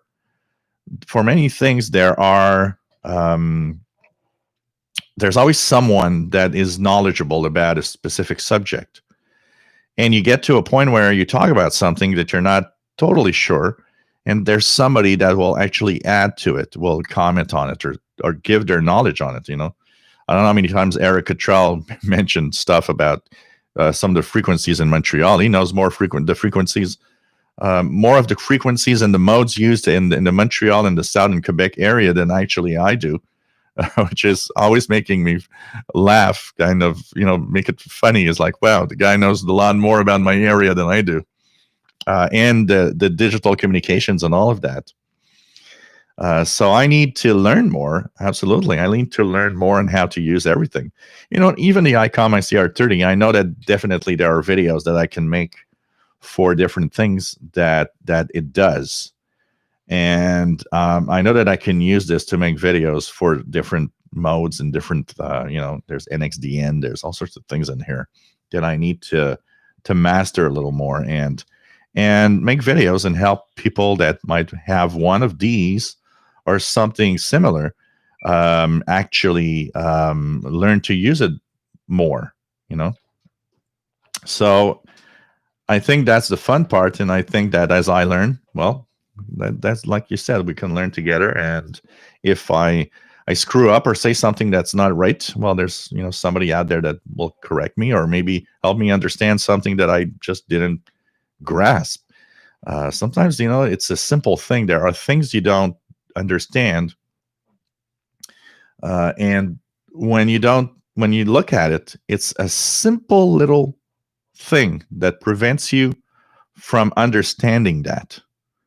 And once that person mentions that little something you just didn't know, it just opens up the world.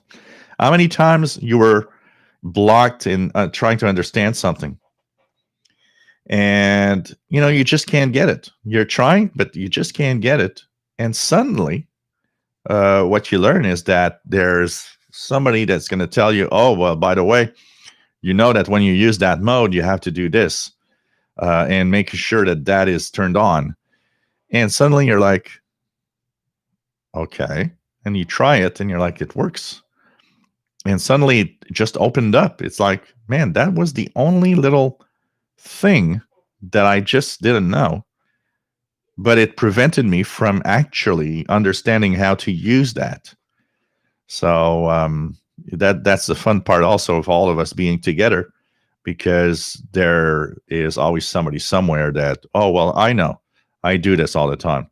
So here's how it works,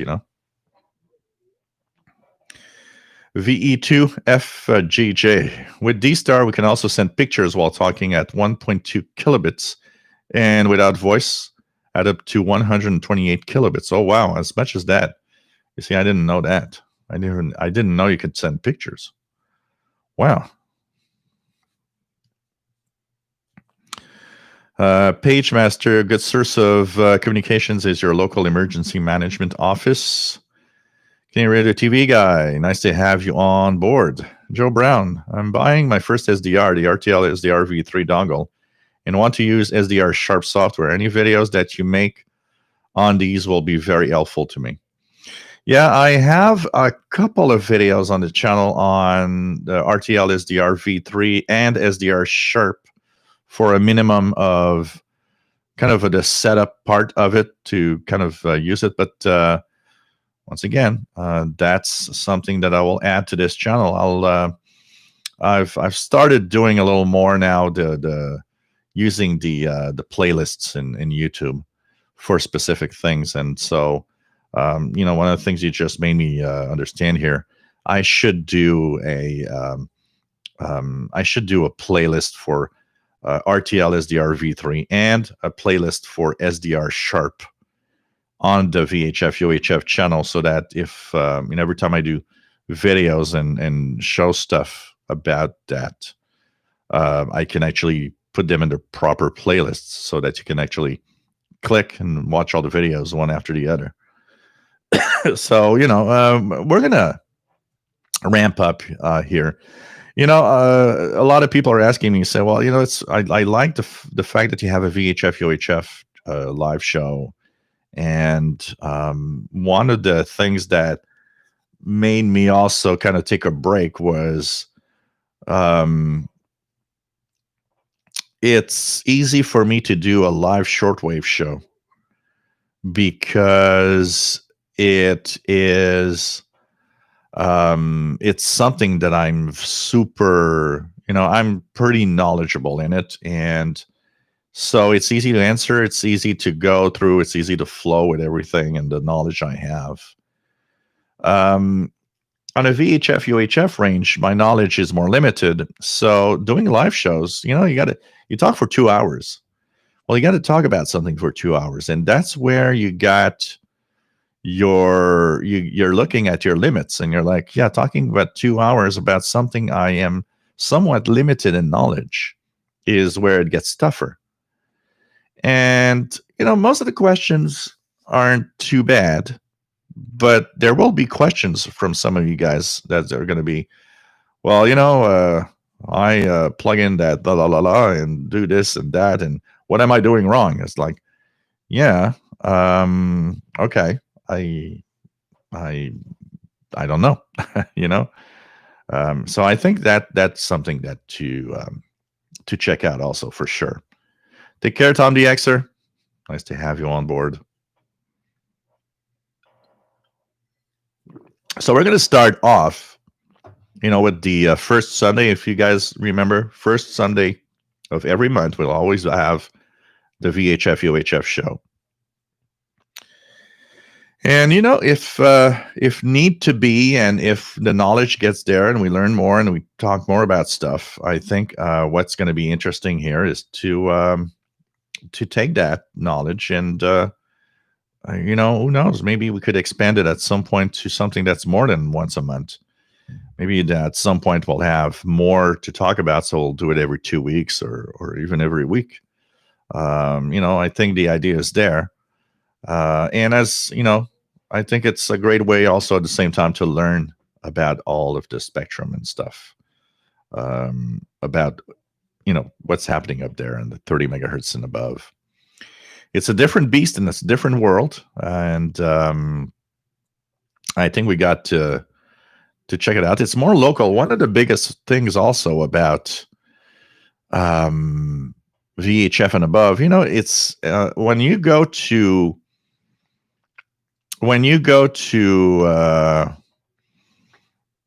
the shortwave range, what is probably interesting to everybody is the fact that we can tune the same signal. If I hear something in Montreal, well, somebody in Florida or somebody in California or even somebody in Europe might be able to tune that signal also. Not all the time, because it depends on frequency and depends what signal. But it happens very often that we are multiple people, many viewers, wherever you are, can still tune it also and say, oh, cool, I hear it. VHF in UHF is different. It's a line of sight thing. So the other difficulty in here is to take the local aspect of it and try to open that up to a more international aspect of it. When I say that there's a lot of analog stuff out there, and I get back a lot of people saying, well, I don't hear anything. Of course, we don't all hear the same thing, and we don't all have the same amount of signals available. I said it earlier. I got an airport. I've got the St. Lawrence Seaway, Port of Montreal. So there's maritime communications, there aeronautical communications, and many other stuff that I can listen to, and plus the railroad stuff. I probably, that's the other thing. When somebody says, well, I don't hear anything, the other question that is that you got to ask yourself, and I got to ask myself, is, okay, you don't hear nothing, but I can't forget that I live in an environment where probably I am, I should be happy because there's a lot more to listen to than the average people out there that live wherever. If you live in, a perfect example is in the early 90s, in the 90s, when some of the last time that I went up north to the shack that my dad had. Well, that place was isolated. There were mountains all around. It was obvious when I would bring a scanner radio there that there was almost nothing I could hear. I would scan the frequency ranges and pretty much hear almost nothing. I would hear barely a signal here and there. I remember bringing the scanner radio there, and that I ended up, when I was scanning a lot, there were some things sometimes, but it was very, very scarce. And I ended up understanding that, well, when I go up there, I hear the Canadian weather channels, and that's on the Mont Tremblant. And I hear a repeater, a 2-meter repeater. That was also on Mont Tremblant. And that was the only thing I could hear over there.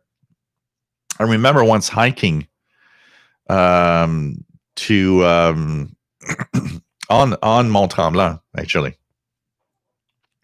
One day, went to Mont Tremblant, and the first thing that I thought is, oh man, if we're going to go up there, that mountain, which is one of the highest mountains in that area, I thought I'm going to bring a scanner radio, because when I'm going to be on top, it's going to be amazing.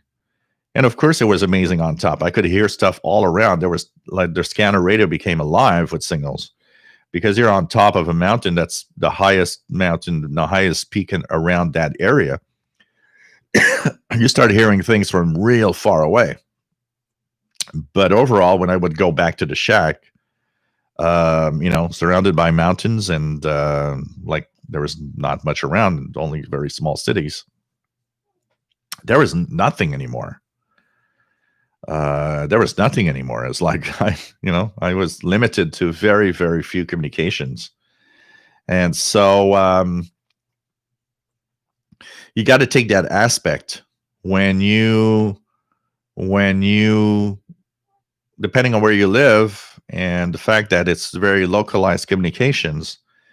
I have to take into account that if somebody tells me there's absolutely nothing around where I live, yeah, it's possible that you're in an area a little bit like I was there up north in the shack. It's like, yeah, there's not much around there.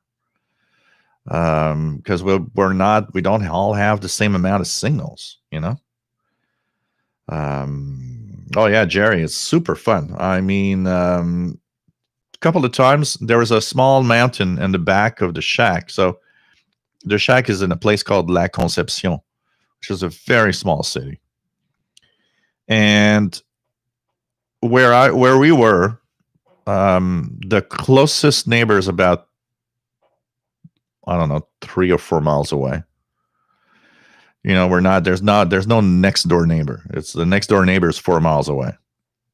And all around there was a mountain in the back and mountains in the front.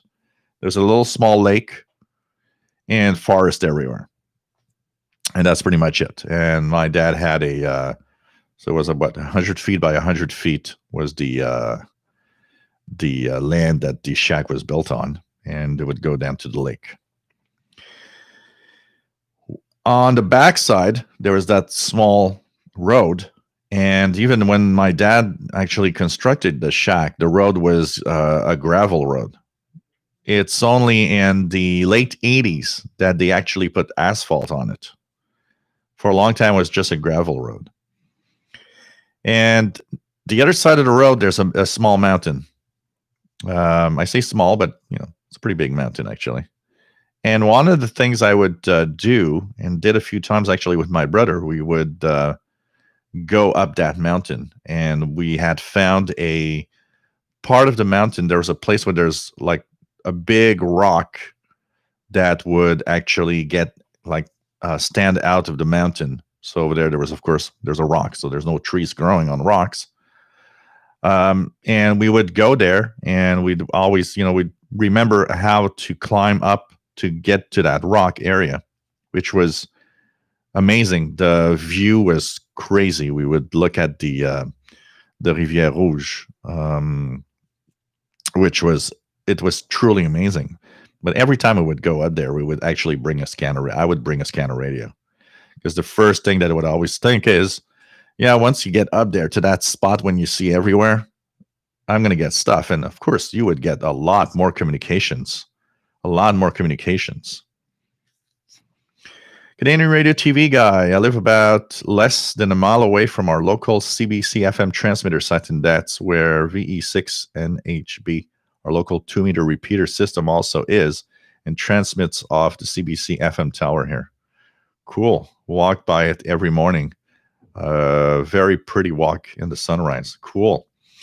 There's a 2-meter repeater on Mont Rougemont, on the south shore of Montreal. And my sister that passed away in 2011, that was a ham operator. She lived right at the bottom of the mountain of Mont Rougemont. And I still remember in the 90s, mid 90s, roughly, I would talk about the Rougemont repeater that gave a pretty good signal here in Montreal, and it's on the 146.700. It was one of the most active repeaters. I haven't listened to it much lately. Just see if anything there. Not much activity right now, but that was probably at the time in the 90s, it was probably one of the most active repeaters around here. And one of the reasons it was a very active repeater is the coverage. The coverage of that repeater was amazing. And so, and it gave a great signal here in Montreal. So in the mid 90s, I would tell my sister that I would listen to the Mont Rougemont repeater. And she lived at the bottom of that mountain, and behind her mobile home, she would live in a mobile home. There was a trail that was going up the mountain. And I remember one day she said, "Hey, you know what? One of these weekends you should come over, and we're going to take the trail, and I'm going to show you the repeater. We're going to get as close as we can to the repeater up there." And one day I went there on a weekend and spent the weekend there. And we went out the trail, and I was like real close. There's of course a fence, but it was real close to the repeater. It was actually a commercial antenna. There was a lot of commercial stuff, like company communication stuff, and they had given permission to the amateur club to have the repeater there as long as they don't interfere with anyone. And it was kind of cool. We had taken the road up. I had brought with me a scanner, but what I didn't think of is that once we were up there, we were so close to the repeater that was blasting the scanner radio. The scanner was deaf. It was not receiving anything, because the repeater, when it was active, signal was too strong. But that was a blast. VE2F GJ says, short-wave listening on top of a mountain is awesome. Super clear signals, very low noise floor. You can hear stuff usually not possible at ground level. Shortwave listening at the shack there was amazing. Amazing, because the having no neighbors around, there was no noise. It was an absolute DX dream. Rufus, Mont Tremblant, my favorite spot for skiing. Freeze ass off on top and sit with t-shirt at the chalet. I remember I went skiing with my brother a few times when I was a teenager there. And I remember when the temperatures were real cold, they would actually close the top half of the mountain. And they would say it's too cold to ski up there. We're closing the top half of the mountain. You can just ski the bottom half. They would do that in the winter times from time to time when it was really cold. It's crazy. But it's such a beautiful place. Most of my childhood and teenage years was spent at La Conception. My dad's shack was by car. We were like 20-25 minutes from Mont Tremblant. We would be there in less than half an hour. And but back then, Mont Tremblant was not like the Mont Tremblant today, which is a much more developed ski resort.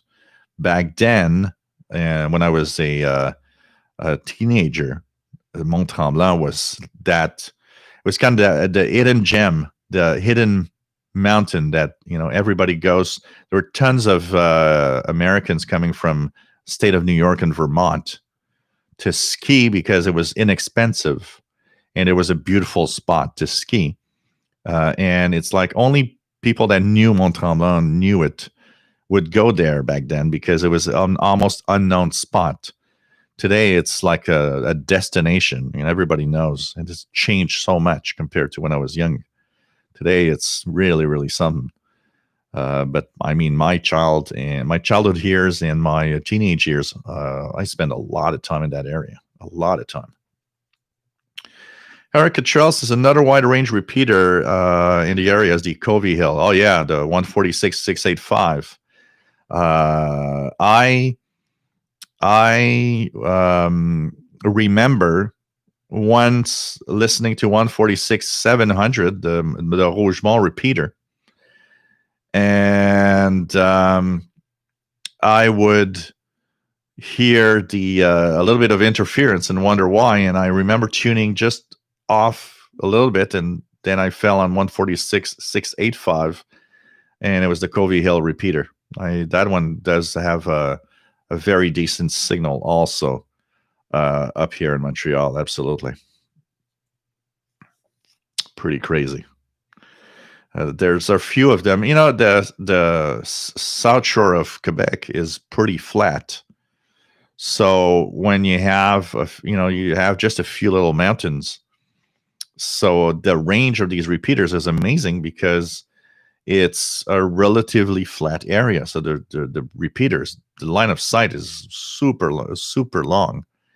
It's not like up north. Or north, there's tons of mountains. Range is kind of shortened because of that.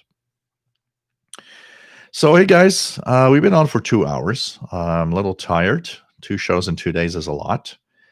I hope that you enjoyed the show today. We'll try to ramp up with more stuff and talk about more stuff. And actually, I just thought about it. I'm going to go eat a little something. Actually, I'm going to eat a little Caesar salad with grilled chicken on top. And what I'm going to do is I am going to actually install the RTL SDR V3 on my new laptop and SDR Sharp and start playing around with that a little bit tonight. So might make for some nice videos this week also at the same time. I think it's going to be really cool. Chastank, my parents live on top of the foothills in southern Indiana, overlooking Louisville, Kentucky, and Ohio River. Signals were great. Cool. So thanks everybody for being here, and we're going to continue learning even more. And like I said, tonight I think is going to be the fun part. I'm going to play around with the RTL SDR V3, SDR Sharp. I'm going to start checking out all the things we can do with that on the new laptop.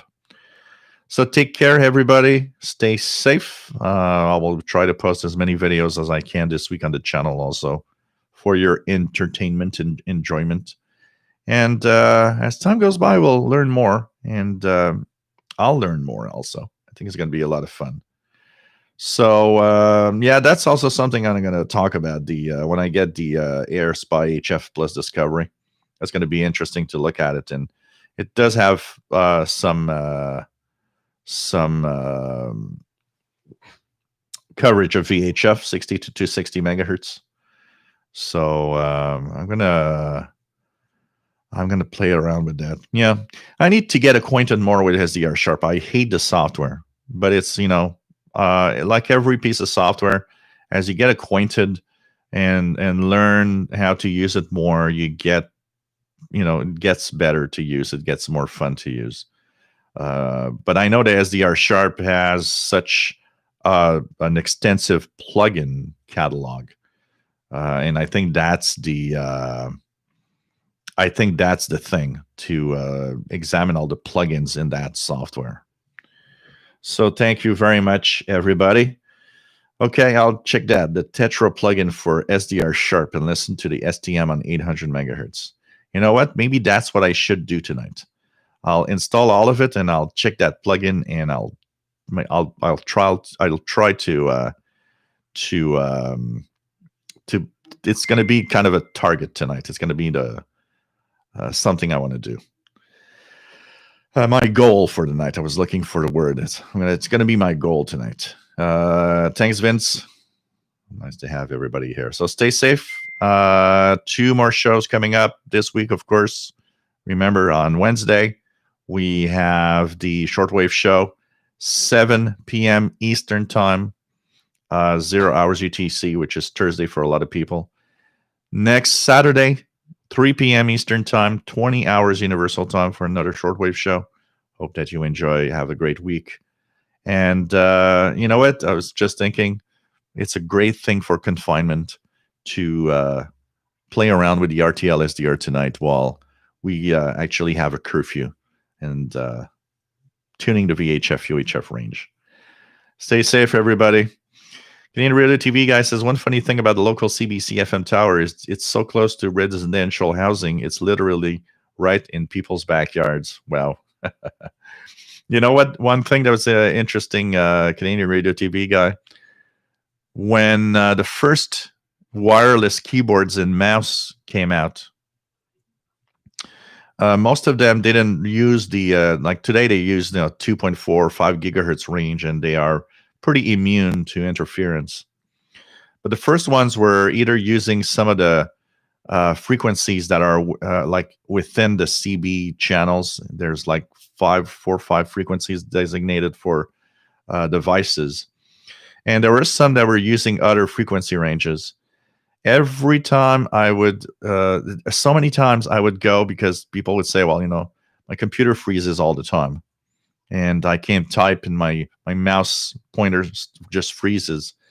And they would live close to Montreal, and that's where all the radio stations are and the TV stations are, with the tower on the Mont Royal, right smack in the center of the Montreal city. And I would go to visit people that lived close to the antenna because they would say my computer freezes, to learn that the mouse froze or the keyboard froze because it was totally it was totally jammed, basically overloaded by the strength of the radio station and the TV signals on the tower there. And I would actually, the first time I was kind of baffled a little bit. It's after a while in my radio knowledge that I learned, it's because of the tower.